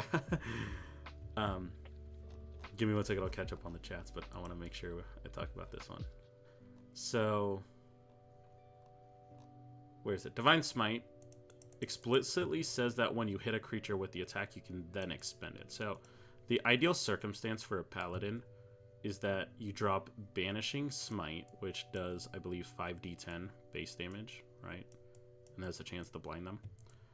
You roll the dice, you get a 20 on the crit, and then you plop in a 3rd level Divine Smite with that. Or 5th if you're all the way at max. Which, if it's 5th, that's another 6d8. And that's a crit, so it's getting bonuses. And this is where Paladin is supposed to, like, absolutely shine. The only other class that makes crits scary is Barbarians with their Brutal Critical. But if you had to declare the Smite before the hit, you're going to be expending your spell slots. So when you get a 20, there's a huge chance that you either didn't cast it or you're out of spell slots. It would make it much more circumstantial and rare. So it would definitely kind of gutter Paladin. Hey DM, I want to cast Prestidigitation in order to place an eel in someone's shorts. Do I have to roll for that? Not if you're sneaky, Chaos. Not if you're sneaky.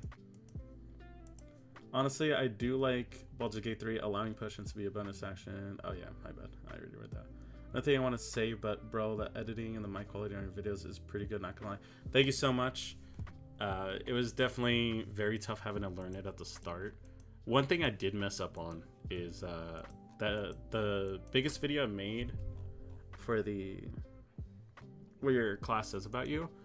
On Premiere Pro, I never turned it back to like 1080p, so that's on like 360p. But because the content of that video is just more of what I'm telling you guys, I didn't bother taking down the video and reposting it because it had like 3K views at the time. So I was like, I'll fix it for the future. But I'm glad you're appreciating it. I'm here to give you guys a good time. Here to hopefully teach you guys some things, and we can all be better DMs for it, or players. I do tips for both. Bonus action drinking potions, pretty damn handy. It is, especially for it allows you to make very niche and specific potions. So like a lot of times I've realized once I put that rule, players were more interested in buying potions that might give them like +1 AC for a couple turns, or resistance to fire damage or something. It becomes a mechanic in itself that starts getting used and utilized. Aura of Protection. Thank you, 20 charisma. Only thing I didn't like about Baldur's Gate is them making Paladin Oaths level 1. Sometimes I like to dip 2 levels into Paladin to get Smite. Yeah, that's base how it is. When the assassin rogue crits, we all cry. Yeah, there's that quadruple your damage or something. Or no, double your damage. So yeah, I know in base D&D crits work differently. Actually, I could bring that video back up. Because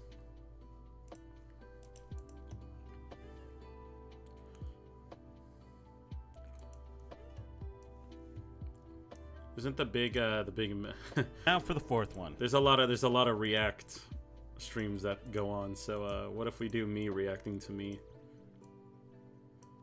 All right, guys, listen to this guy. He has some good things to say. You know, we're gonna look at his rules about crits. He might have something.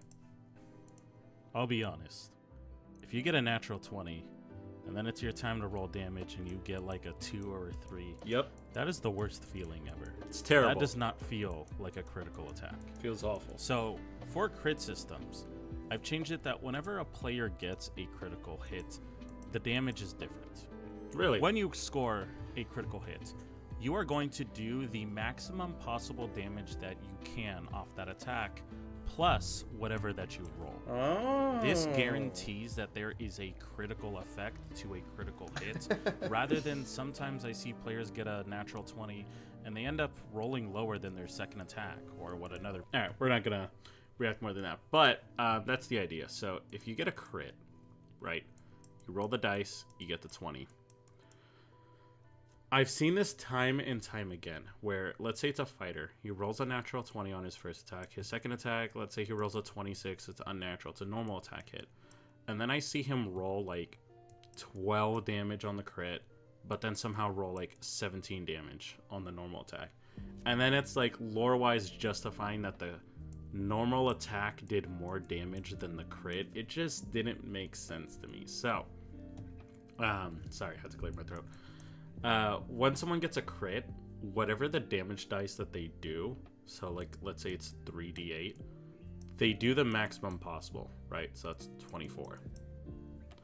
And then plus whatever it is they roll. So let's say they rolled the 12.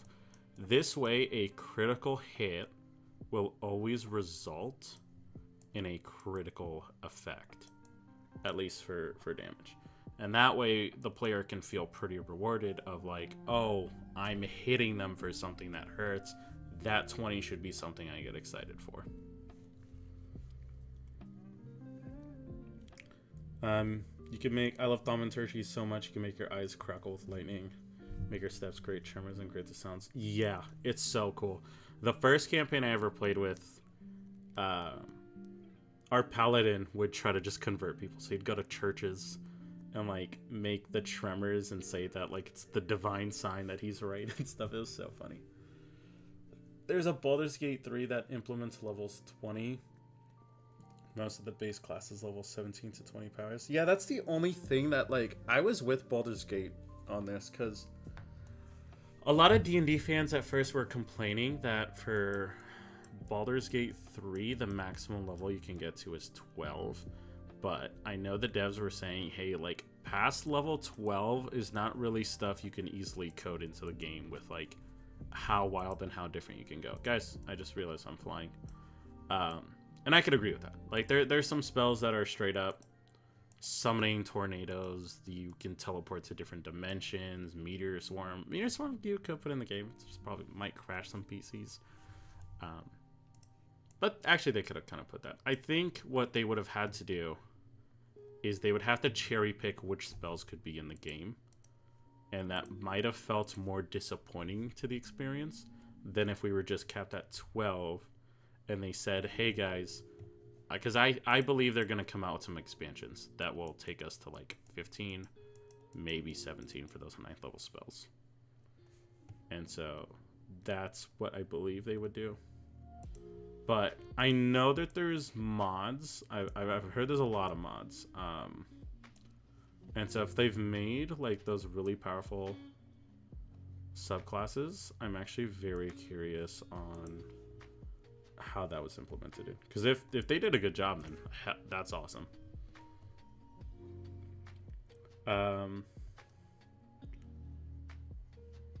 poison food tastes. Oh, that is something else.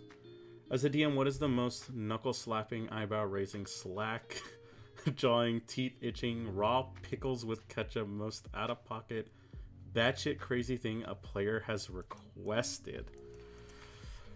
Oh, man. Let me think about this. It's one of those situations where a lot of things come to mind, yet what is the one thing that could describe that more than anything? The thing is like a lot of things in D&D, a lot of stories and horror like stories specifically are very situational. Like at the time, it's like in the situation you're like, oh my god, that's really kind of cringe, dude, or really wild. The worst thing I have had in D&D was what was about to be an IRL PvP fight between two players. That was definitely the biggest moment in D&D where I was raising my eyebrows and kind of going like, what the hell's going on here? As far as crazy things players, okay, this happened last session. And this is kind of more in a good sense, right? So the IRL PvP thing, very bad. Don't fight people in your game, guys. It's not worth it. So I gave players, right? What's the best way to say this?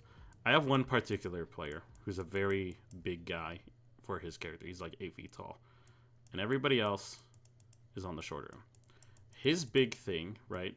He's almost like Don Toretto from Fast and Furious. Okay, he loves family and he wants to protect his family. So he was talking to a druid and was getting in good relation. The druid gave him a gift that's a little orb made out of a little tree spindle. It's like a bramble. And what this orb is if you guys watched Guardians of the Galaxy, right? You guys know when Groot does his shield? Like he turns into the ball around them. And then like kind of creates this little ball for them to be protected with the blast. That was essentially what the item was. So it turns into, so when they use it, if you take like Globe of Invulnerability, it creates a little bubble around them. Okay, that's the item. Simple as that. Cool. It's a cool idea. They can protect their family with.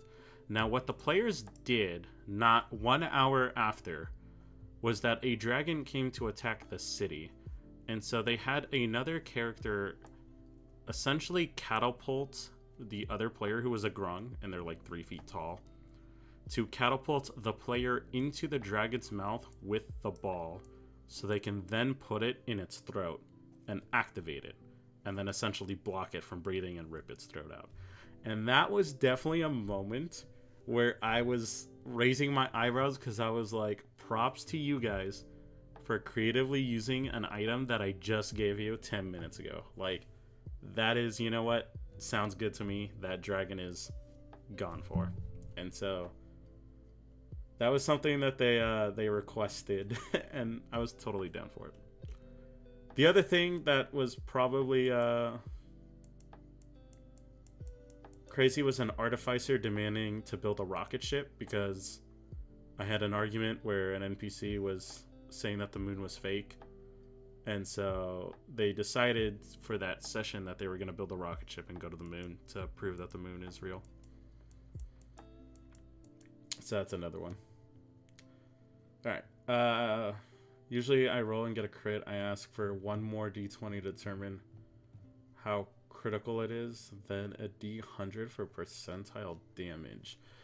It's still just a little too RNG for me. Like, my main thing is I want to make the player always jump for joy when they get a 20 on the table. That is always like my main goal with 20. So I don't want to really leave anything to crazy chance. Your video reminds me of the one DM I walked out on who said to me after I rolled a natural 20 went added to. I was like, we are really adding to a natural 20 to get. Yeah, so like that's another one of my rules is absolute 20. So if you get a 20, you are going to succeed to the best circumstance that your character has the ability to. And that's kind of a good key phrase to put it, right? the best that the character is able to. But the thing is if you ask a player to roll a 20 and then you ask for, they get the 20 and you're like, well, add your modifier, and then let's say they say, okay, well, it's a 4, that's a 24 with a natural 20, and you're like, hey, that still fails. Why did you make them roll in the first place? Because there's nothing they can roll that exceeds the value. They're going to fail automatically. So instead of giving them this kind of deception that, hey, roll and see, it might work, just tell them, hey, this does not work based on your character's ability. Like, for me, that is more respectable than going around this charade with your player and making them jump hoops. Because when they see the 20, they're going to get excited.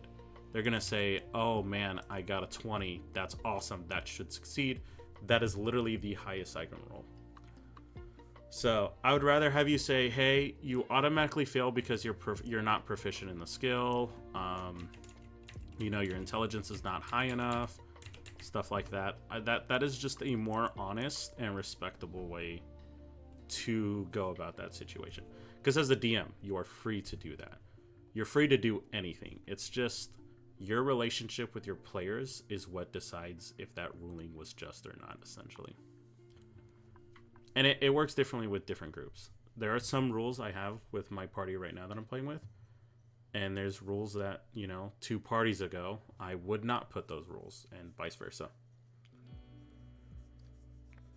All right.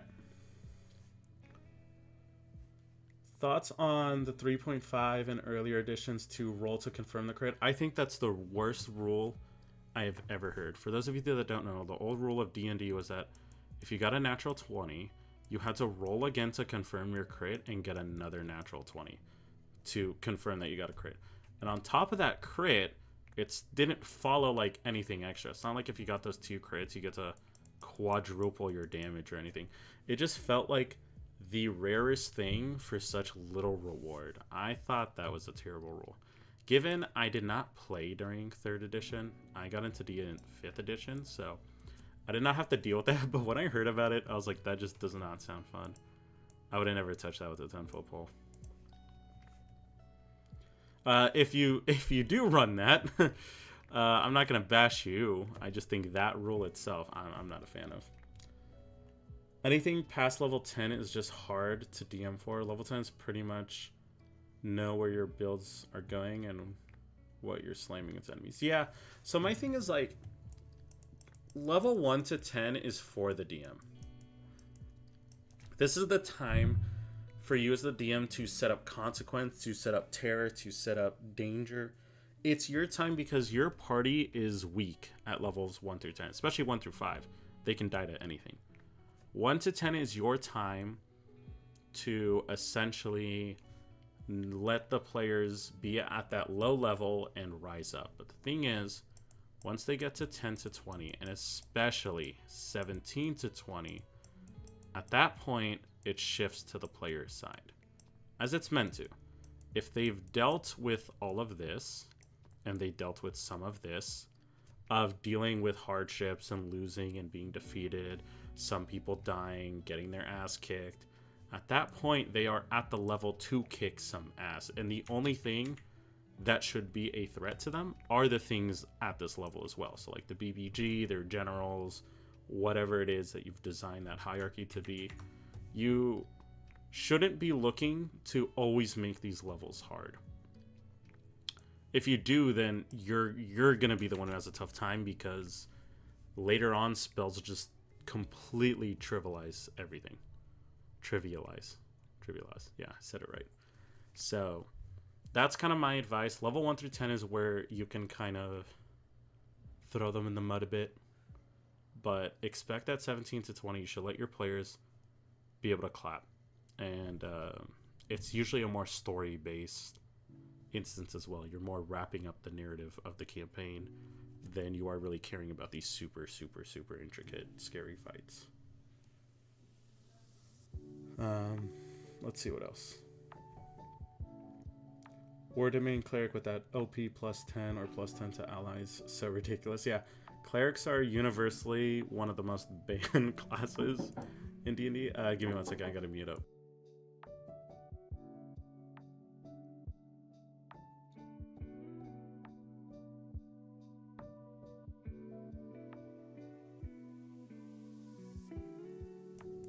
Alright, sorry about that. I just had to mute up real quick.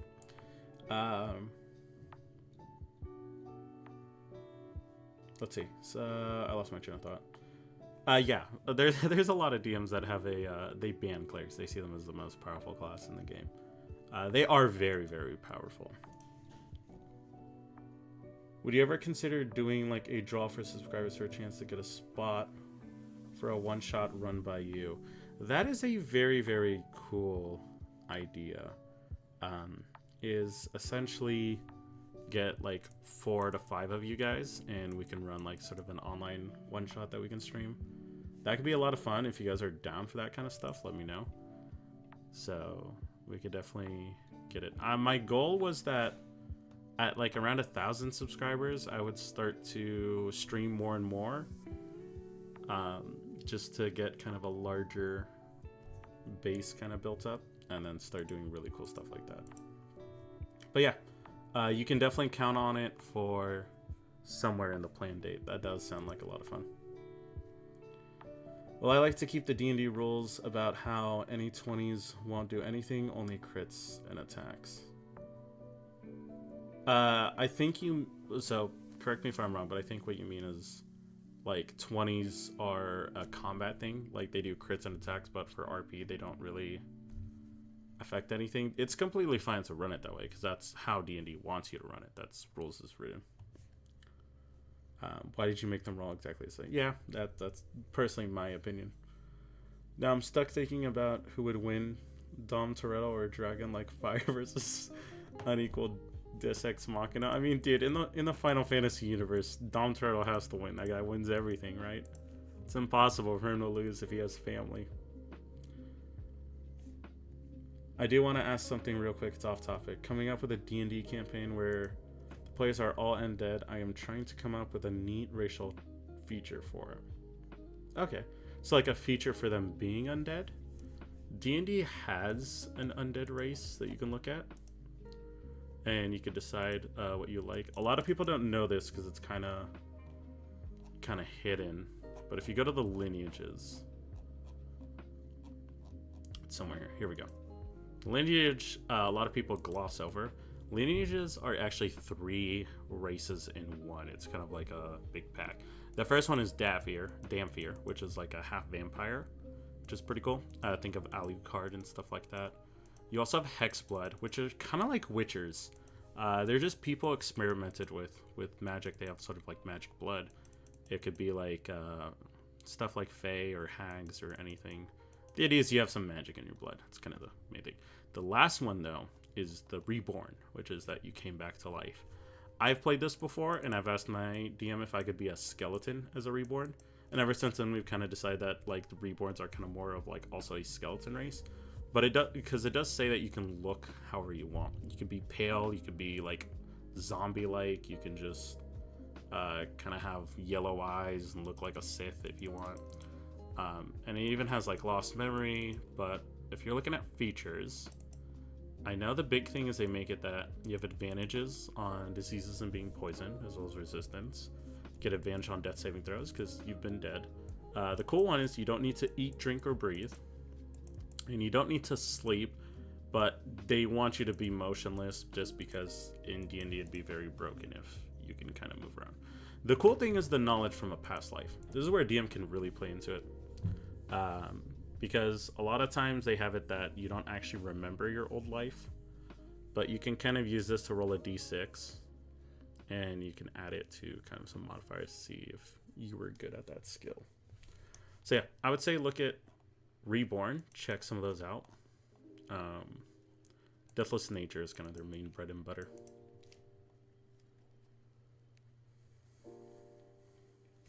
Alright. I used to play 3.5, but man, 3.5 has so many limitations. I left until 5e came out. The thing about 3.5 is it really required a lot of knowledge about the game for you to get into it. And that's what 5e does really well, is it streamlines everything. So like everyone's like, oh, 3.5 and 3rd edition had like 200 feats, but it's like, yeah, that's also because you required a feat to do almost anything. Like, oh, if you want to jump out a window, you need the window jumper feat to do that. Like, it was a lot more technical on traits to be able to do things. But in 5e, they've kind of built it with the expectation that a lot of people are playing it for the first time. So it's like, hey, you can do most of this stuff by rolling, and you're just kind of getting really good at some stuff. I think that's way more appropriate for new players. And then I think at some point, if people really, really want that challenge, they kind of, I've noticed, either go back to 3.5 or they usually go to Pathfinder, is also what I noticed. I've always sticked with 5th edition. Mainly because I also like bringing new people into D&D and kind of showing them what all of it is about, and then sending them on their way to live that amazing life. I do love War Domain Cleric more than all of the causes. It's a very, very fun one. What are your guys' favorite characters to play in D&D or in Baldur's Gate?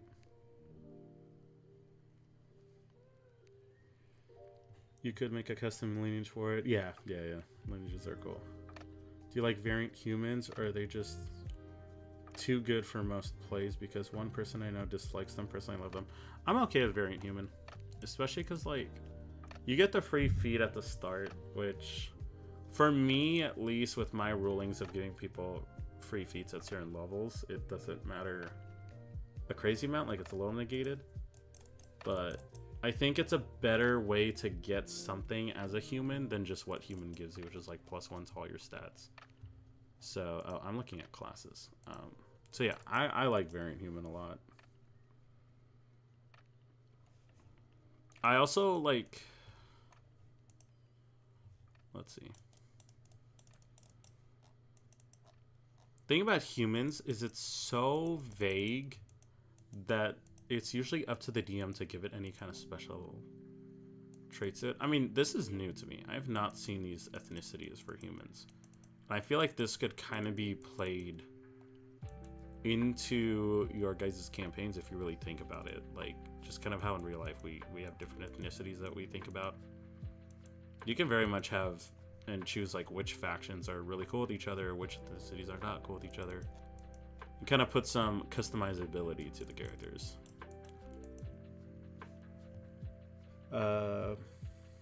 One of the ideas I had was if they short rest in an area with a corpse, they could consume the corpse to heal max from their hit dice. That is so cool. I like that a lot. Puts the moral gray question in there, but that's a good idea, Gollum Kid. I'm a big fan. I remember someone asked a little earlier if I ever thought about a Gollum race. I did make a Gollum race. I just haven't posted it on. It's in my like Discord chats, but I don't want to pull that up for obvious reasons. Because I have a server with my friend that we like make races together. So I put the Golems, but I do know that like going off memory, you can choose 3 types. It's like if you're a elemental golem, like a fire golem, a rock golem, an air golem, a constructed golem from like an artificer, or a magical golem from like made from wizards and spells and stuff like that. So you could kind of be like mechanical, magical, or elemental. Let's go back.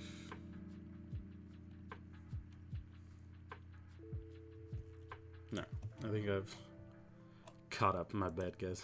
There's that one instance where I've definitely got very.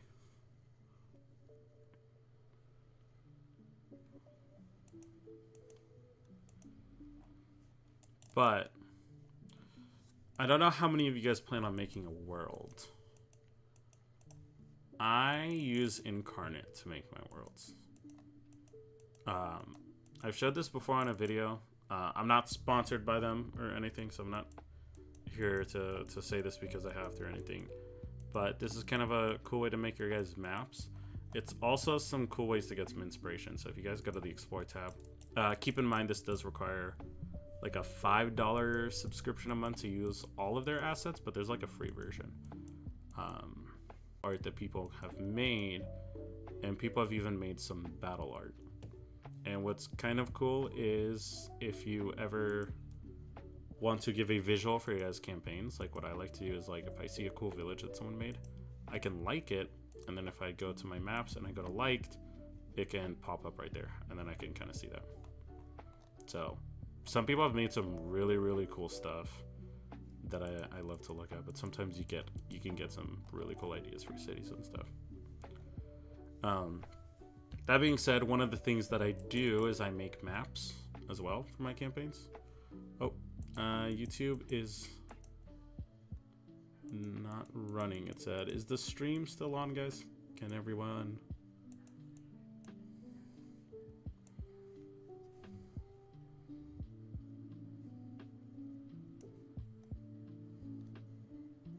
Are we good? I think we're good.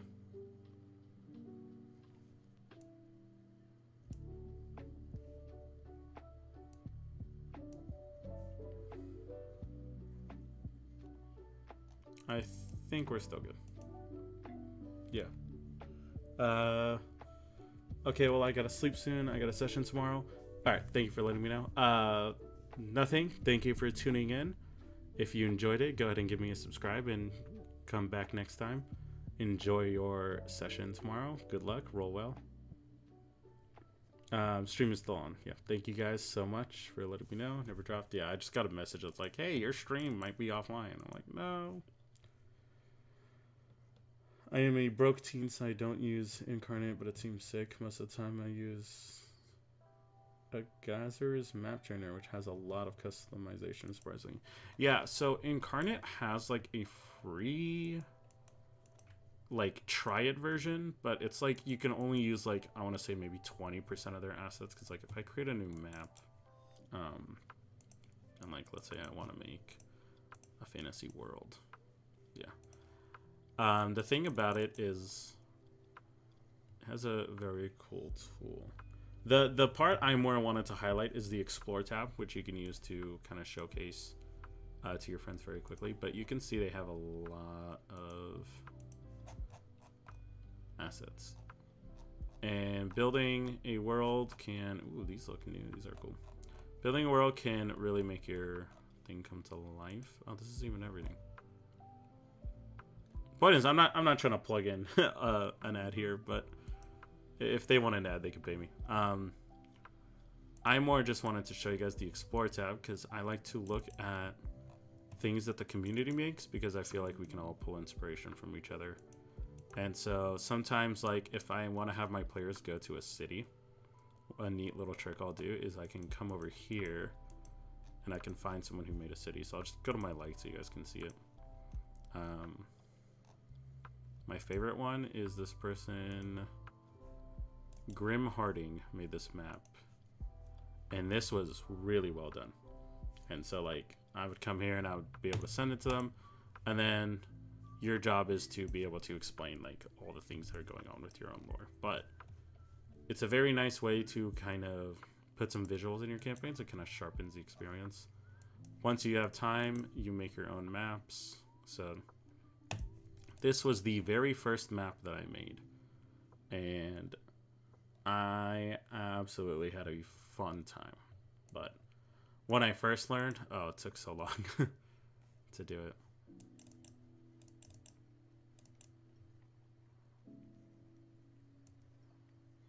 I had all these different biomes that they would go to, and then kind of what I called the inner world right over here.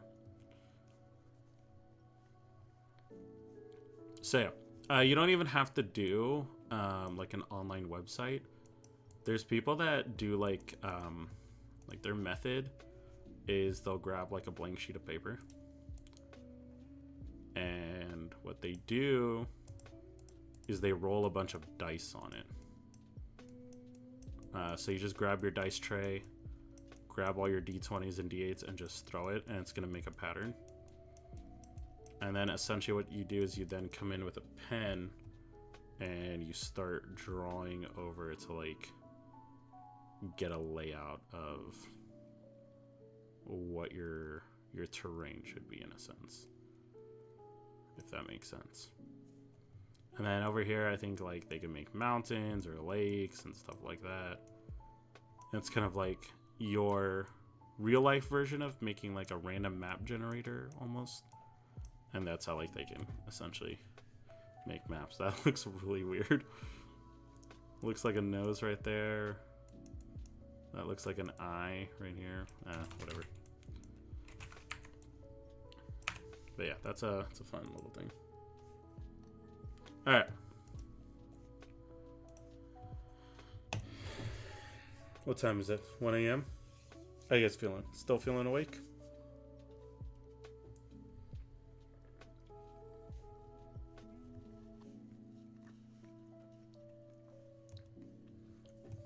We can. So one thing I was very curious about, maybe we'll do it next stream, but I know when you go to see people's homebrew, where is it?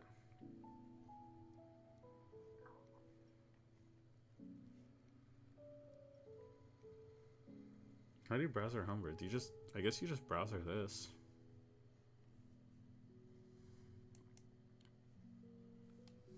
Still going strong. That's good.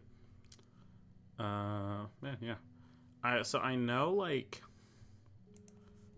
D&D Beyond has its own implementation where you can make homebrew, you can post it, and then people can review it, and then we could sort by the best or the worst, and see what the worst ideas are, and kind of evaluate them as a stream. Rating thresholds. I'm not sure what the worst is. So yeah, we can go to first map I ever made only showed the terrain and major city hexes, but all the terrain tiles were written in kanji. Oh wow, that sounds really nice. Yeah, the map is meant to serve as a tool. It's never meant to serve as a actual like if you find yourself spending more time on your map than your actual lore and writing, then that's not a good thing, because I mean you'll end up with a really good map but your lore will be empty, so you kind of didn't really make it as engaging. Ideally you want to make it both, but choose lore over visuals always. Alright, this is the worst reviewed homebrew ever. That's all it is. You just gain a new skill. I don't know why it's voted so low. Flight of the Dragon. Once every 2 turns, your Dragonborn is able to fly.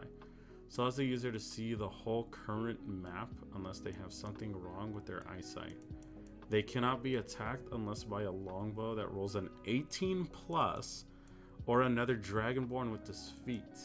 The character cannot be seen unless the seeker rolls a perception 18 plus. The character may only attack with a range attack if they roll a 15 plus. Bland training is training, yeah. Oh, I skipped alcoholic. We'll check that one out later. Yeah, this one is obviously very situational for what this guy has in his world. That is wild. You find yourself relying on alcohol to get through the day, but also find that you feel better when you do drink. Gain advantage on Constitution saving throws when drinking.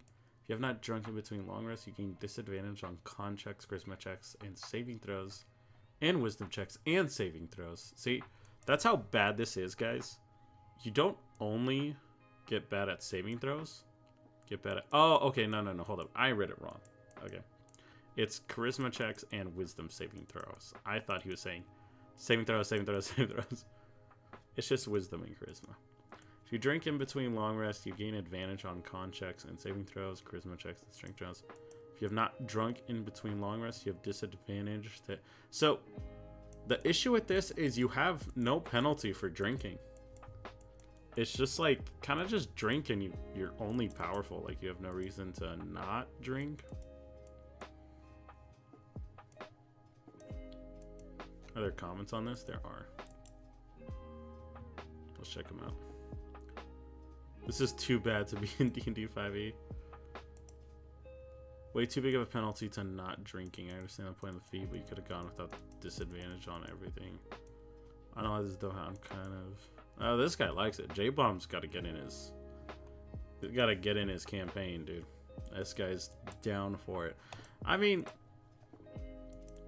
like I can understand some disadvantage if you don't drink, but yeah, that's definitely brutal. 1900 views. That's wild. This feat allows the player to cast Control Flame, Mage Hand, Ice Knife, and its ability to dispel magic at will. You can use it twice until a long rest. That doesn't sound crazy bad. I thought there would be some things that are like, hey, you could just straight up kill someone. Ninja run and jump. You can run 80. See, this is what I'm talking about. You can run 80 miles per hour up to 1,000 feet in the air and stay up there for 2 turns. That is... This guy's running a campaign on high octane, dude. That's... I wish I could see what kind of fights they're getting into. Yeah, see, people love this. Thump up there.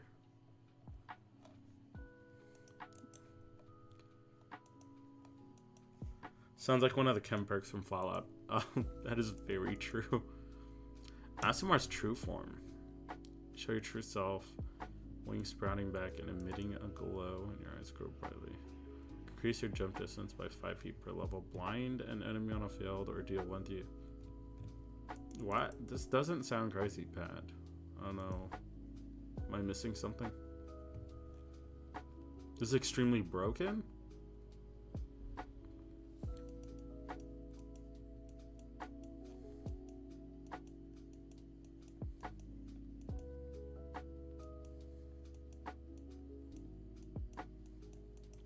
That's not busted. Is it because of the blind?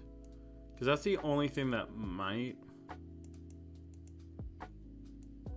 Oh, because I guess you could do it once per turn. For 2 minutes, trying to blind someone every time. Like, the 1d8 damage extra is not a big deal. That really doesn't do much. 5 feet, jump distance. It doesn't matter, an Asmar can fly. Like, jumping ain't gonna... Why would you jump when you have wings? But the blind enemy sounds like that could be an issue.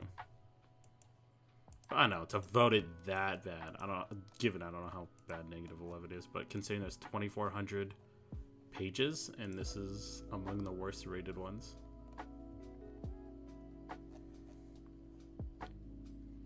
Tank. Damn, I was hoping this guy you'd be a tank. An M1 Abrams or something. Develop a thick outer skin after years of serving as a flesh shield. My god. This individual is +3 to their armor class and 5 times their character level and additional HP.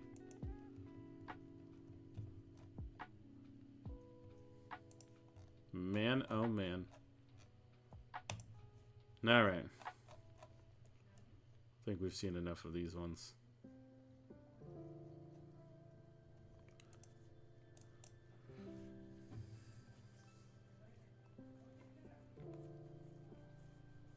Getting to 1 o'clock. We are... I cannot find the button. We're about to hit 2.5 hours on the stream, which was my planned time. So before we call it though, I want to know what's the next subclass we want to do. That way, when we start the next one tomorrow, we can... pretty much know our game plan, at least for the start. So, of all the classes that you guys see in D&D, what are some ideas you guys have for subclasses? I think there's 14 classes, right? 3, 6, 9, 12, 13, 14. Yeah, 14 classes.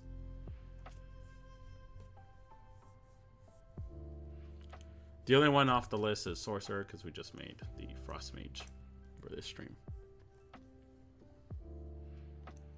Something for Ranger. Ranger do kind of need some some subclasses. So that's one.